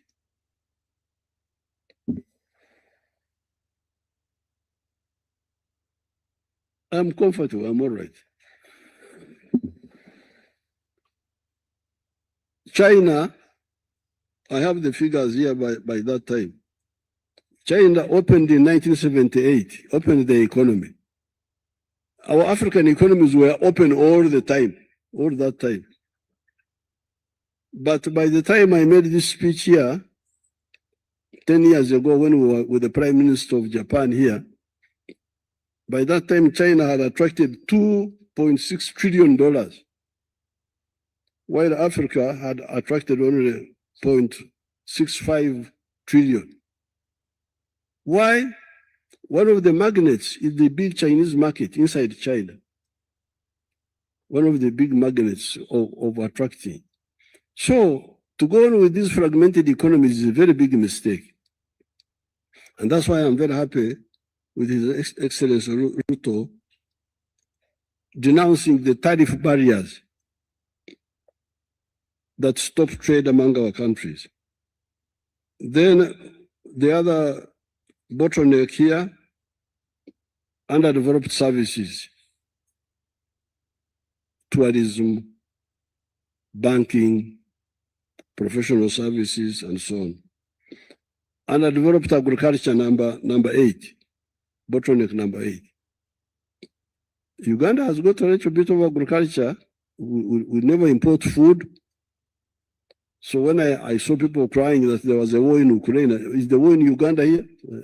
It's in Ukraine. Why are you crying? Or that we shall have no food to eat. Not in Uganda, we always eat. We have enough food. We have got so much food that we don't know where to put it. Market is our problem. But in other parts of Africa, you get this problem of no food. Amazing. And the food they buy from outside is very dangerous.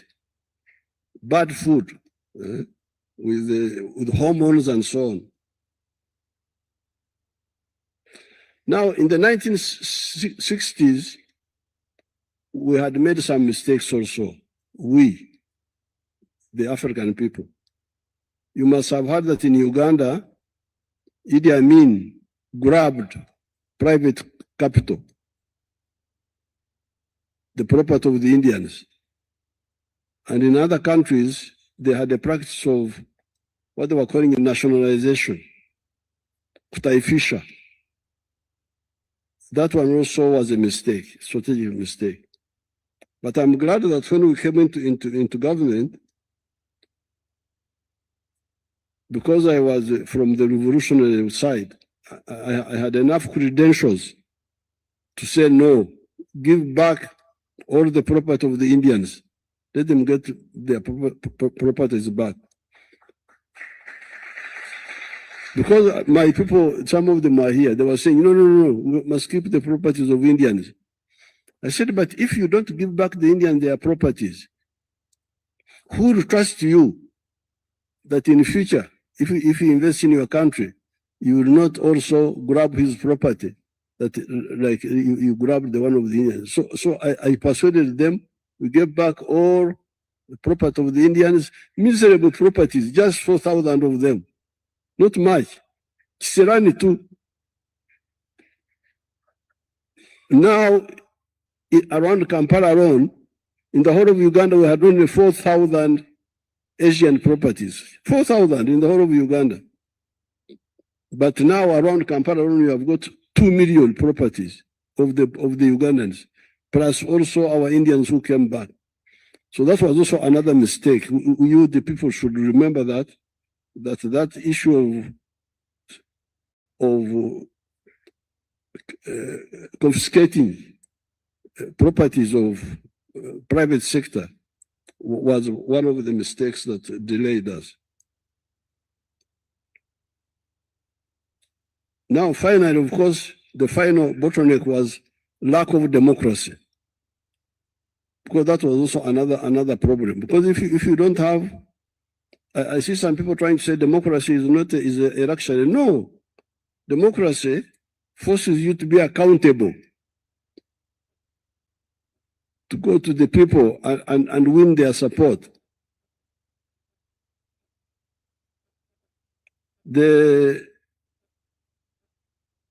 Recently we had elections, and where my people listened to my advice, we performed very well. When they implement what we like, getting rid of poverty in the whole country. How can you preserve poverty in the whole country? It's not a national park that you are preserving. So now, therefore, I want to conclude by saying that we have the money here. Yes, we are getting more money. Now our speaker from AFC gave a very good example. The pension funds, what are they being used for? NSSF in Uganda has got a lot of money, but they just invest in treasury bills.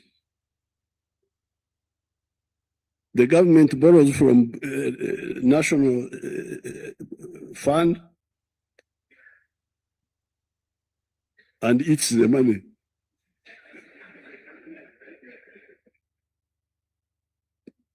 They borrow for eating. So our expert has really challenged you people. You heard him, that the NSSF money should be not for eating. Because if you treasury bills, they are borrowing to pay debts, to pay salaries, to pay what? They are not borrowing for I call infrastructure omsomyo in our language. Omsomyo means the bone marrow. You know, the English don't have enough words. They couldn't describe that part of the body. The bone marrow, they call it bone marrow. But in our language, we call it omsomyo or omshokoro in one of the other languages. So the omshokoro of the economy is the railway, transport, electricity, the cost of, plus of course, peace and so on. So if the NSSF money is used for eating, not to build part of the bone marrow, because the English don't have enough words, it's a very big mistake. But also, the government, our countries can deliberately save. We have been funding, we set up a science innovation fund where I have been funding government innovations. We have built an electric vehicle called Chira motor vehicle, and its sister vehicles, the bus and the other smaller vehicles. Using the government money, government capital. So now we are getting demands, getting orders for that electric vehicle. We are to build our own vehicles because I had begged the Japanese to come and assemble in Uganda. They refused. So I said, okay, bye-bye. Now, when I started making my vehicles, some of the Japanese came. So want to assemble. I said, no, too late. I will not allow any assembly in Uganda. You must manufacture, not assemble. The vaccines, we have been funding them ourselves. I'm going to launch an anti-tick vaccine the day after a few days to come. So we have the capital. It's not enough, but we have it. If we constrain consumption, we can get the capital. So therefore, I'm very happy with the initiative of His Excellency Ruto. Like on the issue of the refinery, what he told you, in Uganda, I have banned the export of unprocessed minerals. All of them, I have banned them.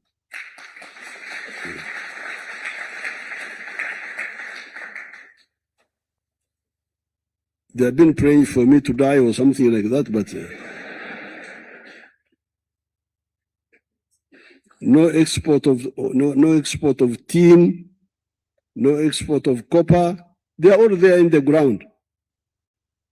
But slowly we are getting investors. Iron ore. Can you imagine? Some Indian guy from India, New Delhi, had come to made a deal with my people to sell our iron ore at $47 per ton. The iron ore of Uganda is the best in the whole world. It is about 70% pure. So when you sell iron ore, somebody goes and makes it into steel. He earns, at one time he would earn $900. And you export all the jobs. But I stopped them.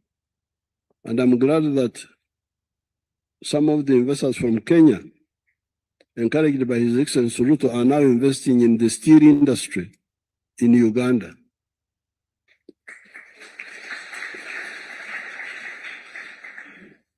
Now, on the issue of petroleum, we found it long ago, 2005. But up to now, it's now about to come out of the ground. What was the reason? Disagreeing with the oil companies, Total. They were telling my people who would tell me, refineries don't make money. Hey, they don't make money. How about the ones who build them? Why do they build them?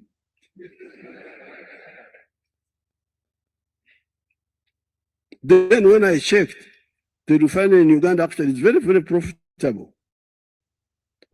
Do we have somebody from that sector? From energy? Do we have somebody here? Minister, do you remember the internal rate of return? Huh? 14. You will confirm. Or you're going to confirm. The internal rate of return is very high of the refinery in Uganda. So, but because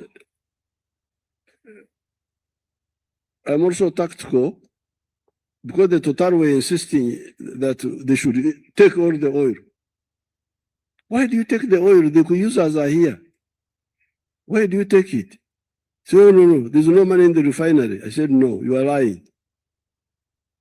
Now, eventually, we agreed that we build a small refinery of 60,000 barrels per day.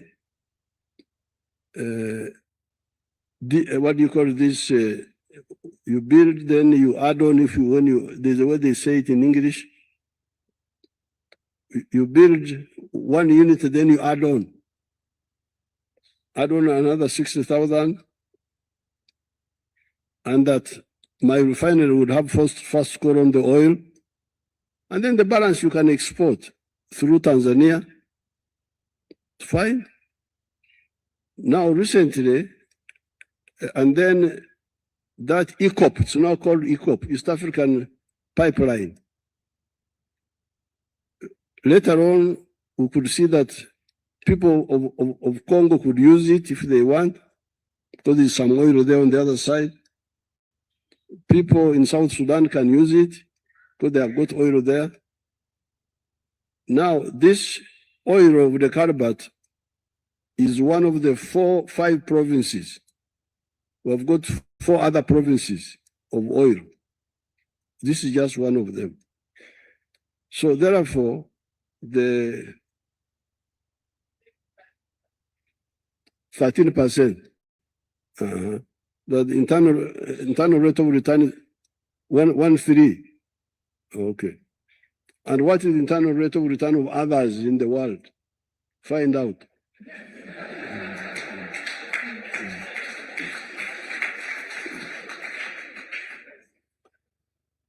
So therefore, when His Excellency Ruto recently sent me a message, I supported it, that the surplus oil, which we had given to Total to take through Tanga to I don't know where, be our contribution to the refinery in Tanga, number 1.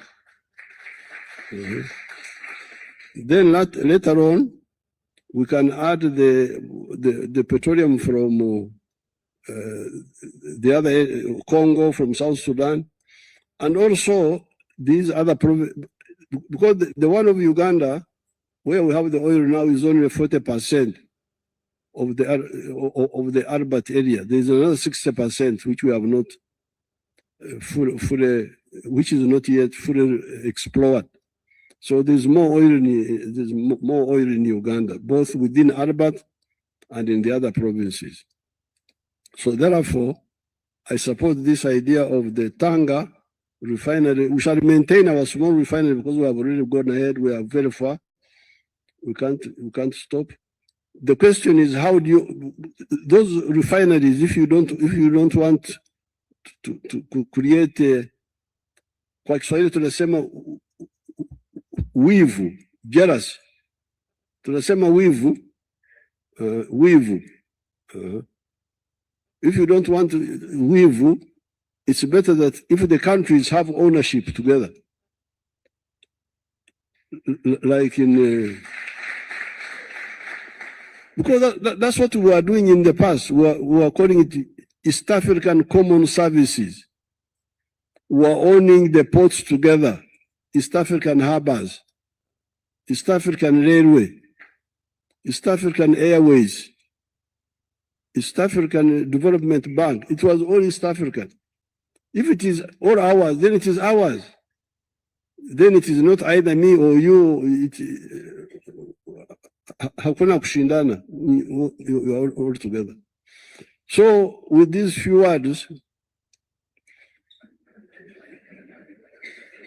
you should be careful. Don't invite old men for.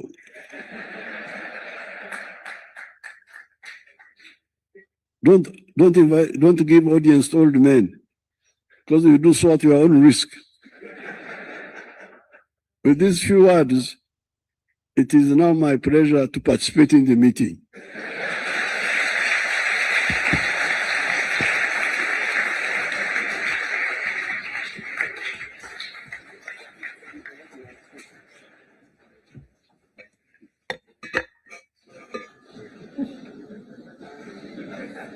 A round of applause again for Mzee. Thank you very much. Please, let's take our seats. You agree with me that please, let's take our seats. You agree with me that we have benefited from a wealth of wisdom from Mzee, President Museveni, and we have been listening to you very carefully, Mzee, very carefully, and you have made the work of this summit that much more easy for us to take it forward. I take note of what you have said about the need for us to save.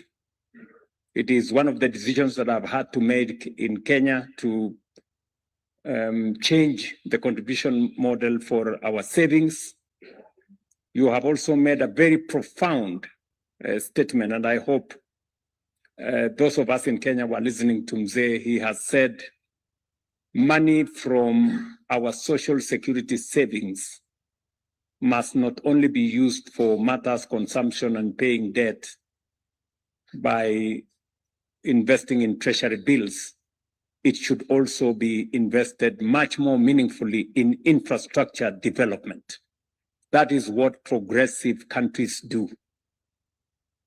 I know there's been a debate in Kenya as to whether resources from our pension funds should be used in the development of the railway, the roads, and other infrastructure.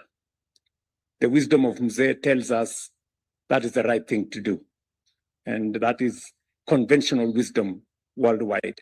And it is the statement that was said by my good friend, the CEO of Africa Finance Corporation, linking our pension funds to infrastructure development. So with those many remarks, I think it's a good point for us to say now that the Africa Infrastructure Summit is formally open and we can progress. Thank you very much.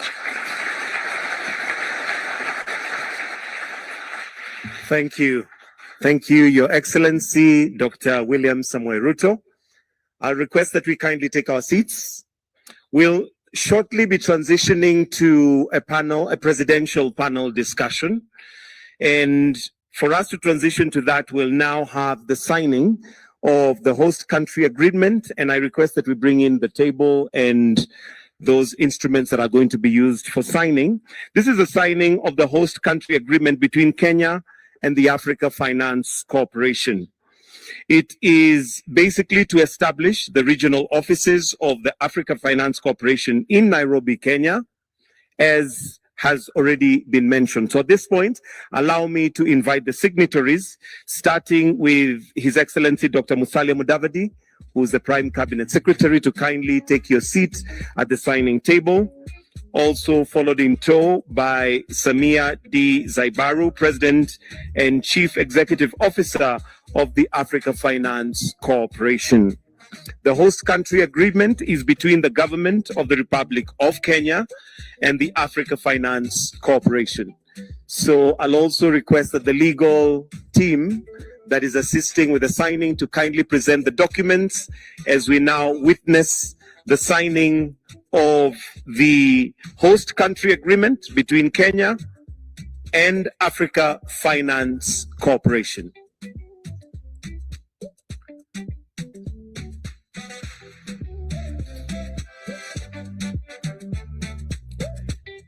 Again, the objective of this particular signing is to establish the regional offices of the Africa Finance Corporation in Nairobi, Kenya. As mentioned earlier, Kenya is definitely the hub of many activities in the region. Africa Finance Corporation, Kenya now also being established, and after the signing, we'll request for a photo op before we transition to the next part of this particular opening ceremony, which will be the presidential panel discussion, in which I will invite Jennifer, who's going to be the moderator of that particular session, Jennifer from Bloomberg, but I will do that as soon as we're done with the signing of the agreement.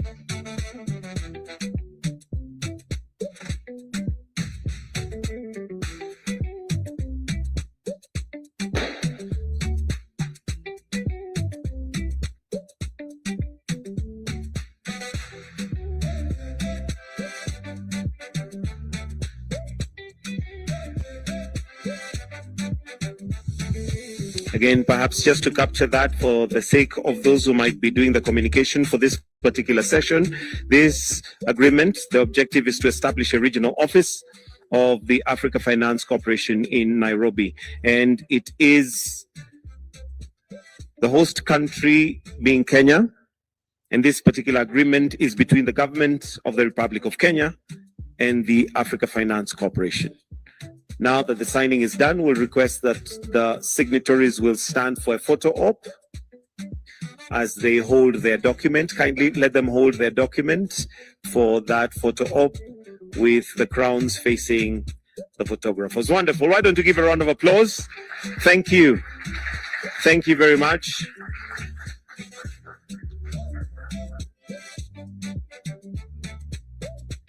Wonderful. Thank you very much. You may exit, and I'll request that we now prepare the stage for the panel discussion. And this particular panel discussion,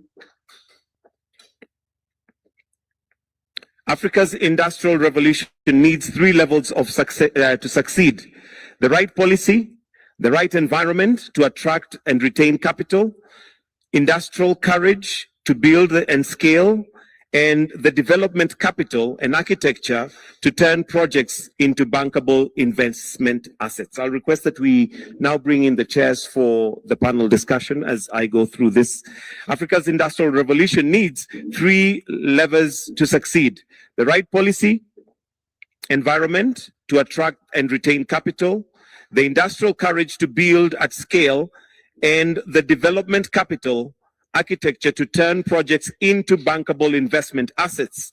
This conversation unpacks what each looks like in practice and what happens when all these 3 pull in tandem.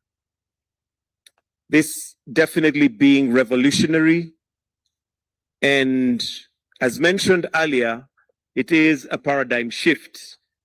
It is a moment where we change how we look at things as Africa.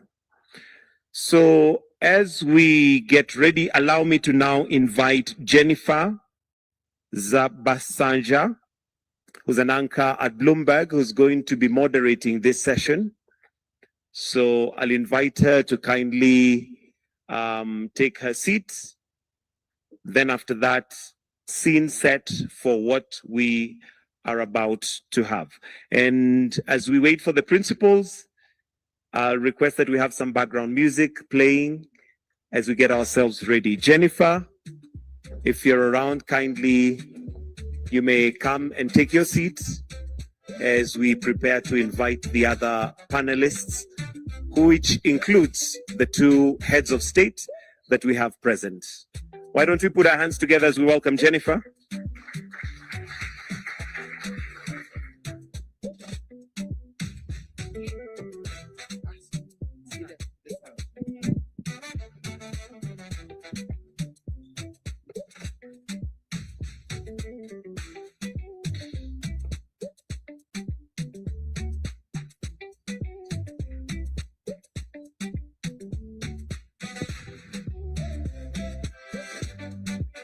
So allow me to invite the panelists.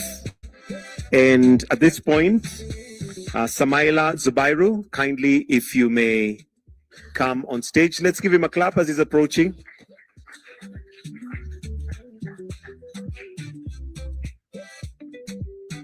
Also, allow me to invite on stage Alhaji Aliko Dangote, Chairman and CEO of Dangote Group.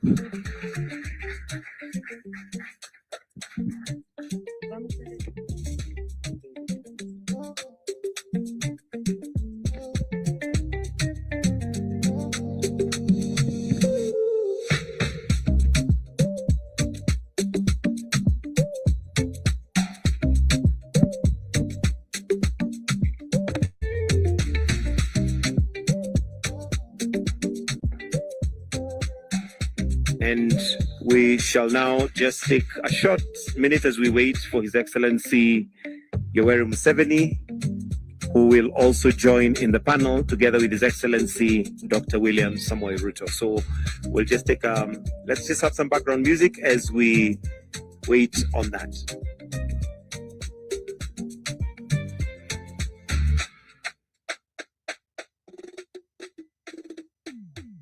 So allow me to invite Jennifer to just set the scene as we transition. Welcome, Jennifer.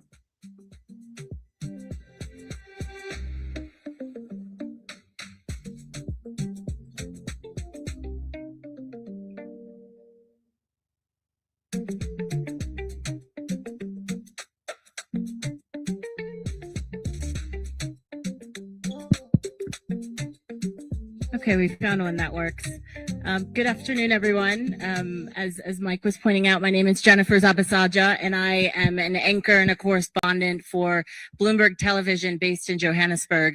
And I'm very pleased and honored to be a part of this panel session today with Aliko Dangote, also Samaila Zubairu, and our two heads of state who will join us. As we've been hearing all morning, the discussion is really about a more regional integrated approach to investment and infrastructure. And so we're hoping to, again, as Mike was pointing out, put the levers, the three different levers together that make up the ambition and hopefully accelerate some of the ambition that we have. And we have, of course, one of the best examples of that in Aliko Dangote, of course, with the refinery in Nigeria and then some, and also the policy portion of it, how we see our leaders potentially helping us to accelerate that, and the AFC, of course, convening this gathering and talking about the financial architecture that is needed to make this happen. So perhaps we get things started while we wait a bit. I wanted to just start here, and maybe I start with the both of you. Aliko, you're so far away. I don't know why, but luckily we have microphones. We've been speaking all morning and hearing from the presidents and the heads of state about some of the challenges that we've seen on the continent and the potential moving forward. What's been interesting is for the past 2 decades, if we take a look at AFC has been 20 years old. Past 2 decades, there's been more than $1 trillion US dollars committed to infrastructure investment on the continent. And yet we're seeing the vulnerabilities of Africa at this point. Of course, from your vantage point, as someone who has this refinery that is revolutionizing the way we talk about industrialization on the continent, where do you think the gaps still are right now? Well, thank you very much. It's great to be here. I must thank AFC and the government of Kenya for arranging this conference, which is the Africa we build. I think, sorry, I have a bit of, I've lost my voice really, so, I hope you can hear me. So when you look at it today, we can do much bigger things, and I think it was President Ruto who said that maybe we should forgive past leaders, but right now we don't have any excuse, because we have, very big financial institutions, we have big entrepreneurs. What actually caused the delay before was that normally when you go to those financial institutions, the interest is not to develop Africa. The interest is to develop themselves. And, today we have big financial institutions that are at least They can listen to the big, entrepreneurs and see how do we develop and build our nation. We have made a lot of mistakes in the past where we've been relying on foreign investors. A foreign investor will not come without the leadership of domestic investor. So a domestic investor must take the risk and start developing your own continent, not for you to wait for foreign investors. Foreign investors will only come when things are looking rosy and good.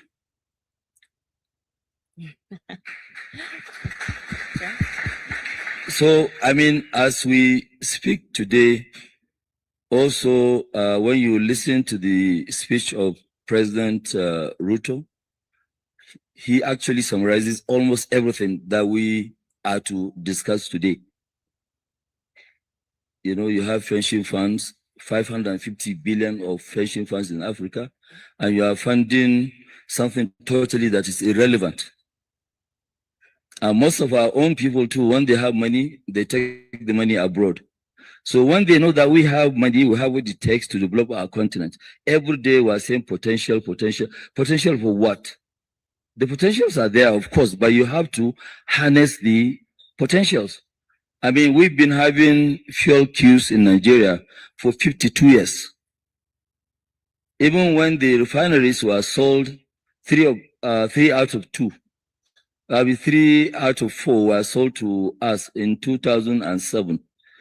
Later on, the same people who are benefiting $10 billion of corruption money went and instigated, and it was reversed a few months later, which we lost a lot of money because we paid banks, we paid advisors, we paid lawyers, we paid everybody, of which, AFC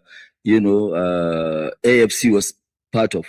So today, as we speak, can we be where we want to be? The answer is yes. But we must build it ourselves as Africans, not by foreigners. Thank you for that. And of course, we will welcome President Museveni and also President Ruto to the stage. We were just speaking about the gaps that still exist despite some of the investment that we've seen on the continent. I've been listening to both of you speak this morning, and it seems like there is more cohesion between both of your countries. I wonder if you speak to an investor and you talk about what the regional collaboration looks like now, what's different now than in the past, what would you say? President Museveni? I think what is different is that the mistake makers have failed. So people have seen the mistakes. The mistakes have blossomed. They have seen. I think that's why people are beginning to see themselves different. You can see these are. I have been watching this for the last 65 years. I think Mr. Ruto maybe, are you 65? 58, you can imagine. 50. So, these young people have come up and they have seen. It would have been better if because like some of the other people, like the Chinese, the people like Lee Kuan Yew, they saw it earlier. But Africa also had a lot of additional problems. Like, for instance, landlocked countries. Right. If you are landlocked, even if you see something, if the coastal countries don't see it properly, you can't move. So the mistakes are our biggest teachers, because and the crises. The youth have no jobs. So I think people can now see, can listen more, because there was a law. It was really ideological intoxication. That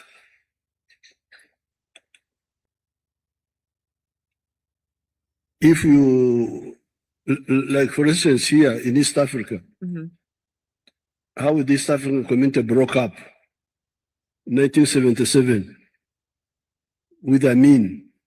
People thought there was another way other than the East African community. But now later on they discovered that no, East African community is the only way, and that's how we came back. President Ruto, have recent crises potentially accelerated some of this newfound collaboration between your countries?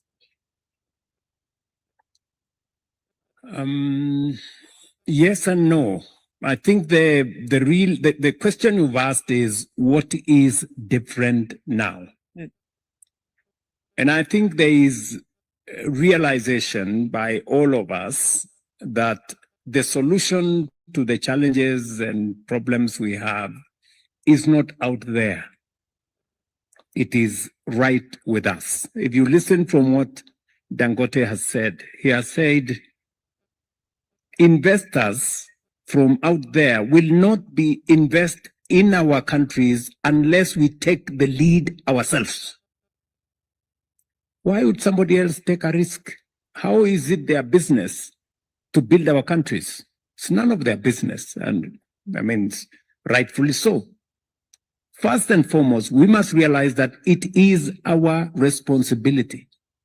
Others can only come to support us, but we must take the lead ourselves. And it doesn't start with entrepreneurs and industrialists like Aliko here. It starts with leaders like President Museveni and myself. Because a challenge that we have in our continent is a challenge of leadership. That's it. I mean, if the leaders are not willing to lead from the front, if the leaders are not willing to make the decisions, the policy choices that will take our country forward, because some of the policy choices are not necessarily popular. It isn't easy for it is not easy for President Museveni to say, if you are not making this choice, we are not going with you. You know, banning export of minerals is not an easy thing, because there are people who make money out of selling raw materials. So you have to tell them, no, this is not the right thing to do. So some choices have to be made by leaders. So it starts with us as leaders, making the right choices. Not convenient choices, not necessarily popular choices, the right choices. That's number one.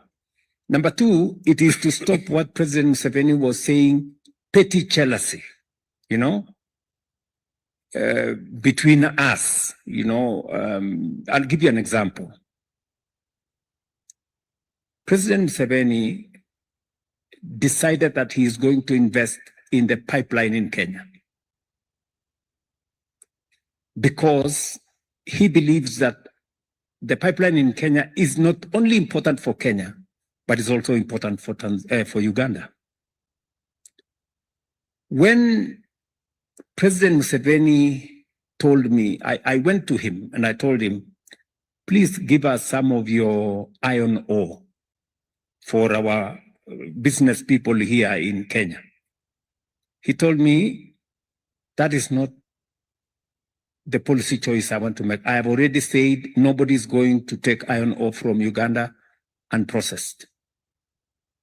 Then I made the choice that the investors who are in Kenya, I persuaded them to go and invest in the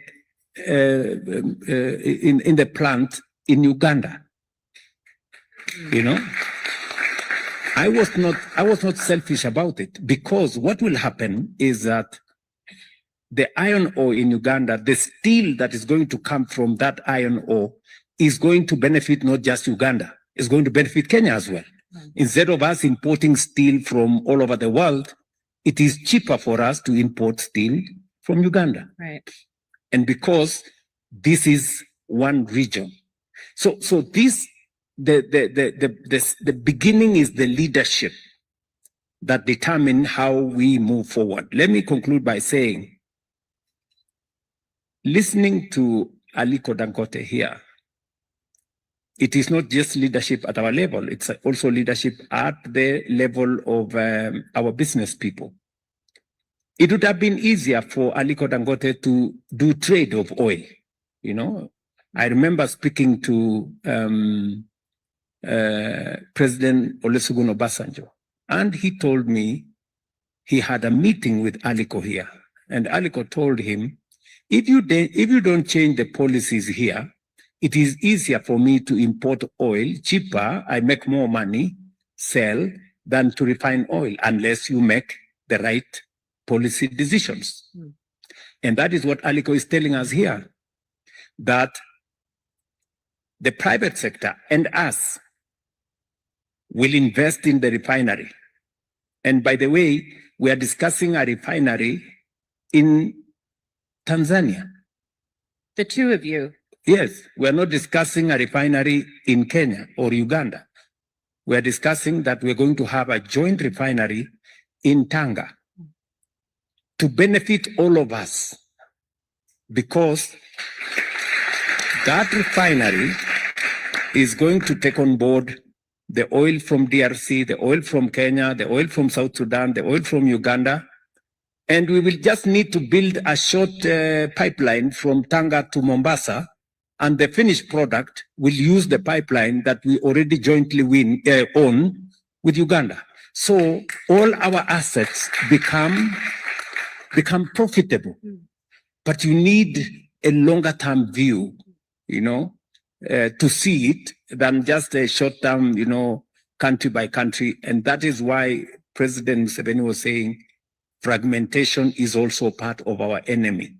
That is why some people broke up the East African community, because they didn't see the benefit of the bigger market. They were just looking at individual countries. So that is the where we are at the moment. And it is different because we've all learned our lessons. The policymakers, like myself and President Museveni, we can see with clarity where this should go. Industrialists like Dangote here, they too can see. And AFC right here with us, and all these other good bank people, they also appreciate that it is their responsibility to invest in this infrastructure, because it makes them money and it grows their bank balance sheets as well. Thank you, President Ruto. Samaila, I wanted you to jump in, because if we talk... But Mujuku, you speak Swahili? Not right now. Samaila, I wanted you to jump in because... Just hold on. What is also new is that if you look at Uganda, the pool of scientists whom we have now, we didn't have them at independence. We now have people who can do anything: automobiles, vaccines, electronics. So although we are meandering, making mistakes, but also some capacity was being built. Education, knowledge. We've got a lot of scientists. There's nothing you cannot make. So that is also new. So it is capacity there, but what he's saying, the eyes to see the future workforce. Samaila, I wanted you to jump in. When you talk to global investors, is this regional cooperation, is that becoming a prerequisite? Because it seems like you've been speaking about this for quite some time, and it's seeming like now that we're getting government on board, this is actually starting to pick up steam and being the case for capital to actually be deployed. What are you hearing in your discussions? Very good question. I'd like to lean in on 2 points raised. I think the key point is leadership. Leadership is extremely, extremely important to whatever we want to achieve. And I want us to look at leadership, not just, you know, from a transaction that we want to do now, but maybe from a long-term perspective. We need to embrace the idea of thinking about the next 15, 20, 30 years when we're thinking about development. So if you saw the report today, on the State of Africa Infrastructure Report, it talked about the consumption over time. It says it's going to grow significantly. And since we know that consumption is going to grow significantly, it only makes sense to look at regional infrastructure, which is what is happening here. Another point I want to make is the need for this same leadership to be applied to capital mobilization. I cannot emphasize that point enough, because Alhaji Aliko mentioned it, I mentioned it as well, and President mentioned it. He said, who pays the piper dictates the tune. Capital has always been one of those enablers for development, and we need to crack that code. And it's not so difficult. It's not so difficult because what we need to do is to look at what we have. Our research shows we have 4.4 trillion, over 600 billion with pension funds, over 400 billion with insurance funds. That's $1 trillion. And these are traditional long-term investors. So what we should be looking at is the regulation that prevents insurance companies from playing in other jurisdictions. The regulations that focus more on short-term treasury bill investments as opposed to long-term productive investments. We need to educate our trustees and gatekeepers on the need to think of the future of the workers whose funds they are managing. It is not enough to say that you're managing funds for pensioners and their children will be unemployed. That doesn't make any sense. We must have that in mind, that we must be managing holistically. So that means we must be deliberate around policy and on what will make policy work. So I come back to credit enhancements. We're just starting this journey. We're starting this journey. We need to understand that the trustees are more focused on safety and liquidity. That's their job. So we need to find a way to make them comfortable to take longer term risks. And I believe that within us in this room, the Alliance of African Multilateral Financial Institutions, the new architecture for financial, the new African Financial Architecture Development that is being chaired by ADB, within this room or within this group, we can create guarantee programs that will take the initial risk from pension funds. So they're not looking at the project, they're looking at our own risks. And because we are going to develop and prepare these projects, they can be comfortable that we will not put our money in things that don't work. I say this because we need to go beyond this 100 million, 1 billion, 2 billion. We should be looking at 20, 30, 40, 50 billion for development. And for me, that is more important than any conversations that we can have with anybody. Let's focus on our needs for development. We have identified several infrastructure projects that need to be built. We have identified several refineries, fertilizer plants, all of this. They need billions of dollars.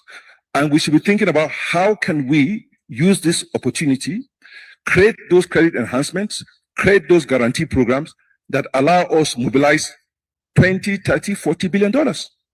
I'm not interested in conversations. I mean, we have conversations, but I mean, like Alhaji Aliko mentioned, they are focused on their own objectives. Yeah. I'm focused on African objectives. I'm focused on the future of the African child.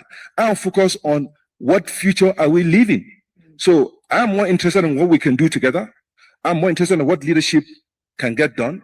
And let's work together, make these reforms in the insurance, in the pension sectors to ensure that capital moves around.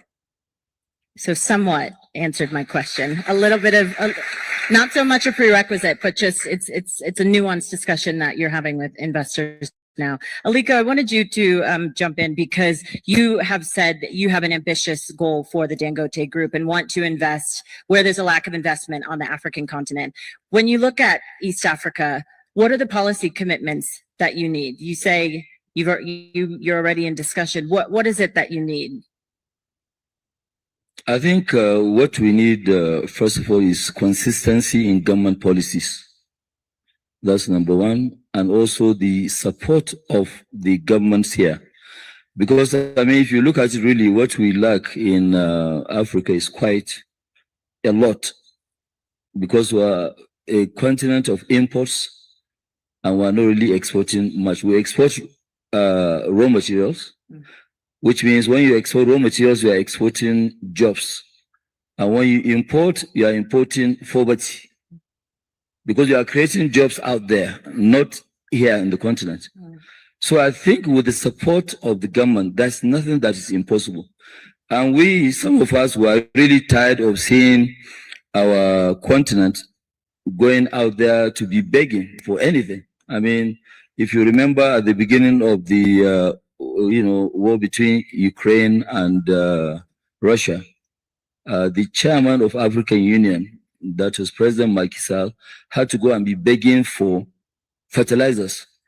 And since that day, I said, okay, fine, by 2028, Africa will be self-sufficient in fertilizer. And while doing that, we're opening 20 blending plants in areas where they don't have the capacity. Also, we're going to be at 12 million tons of urea.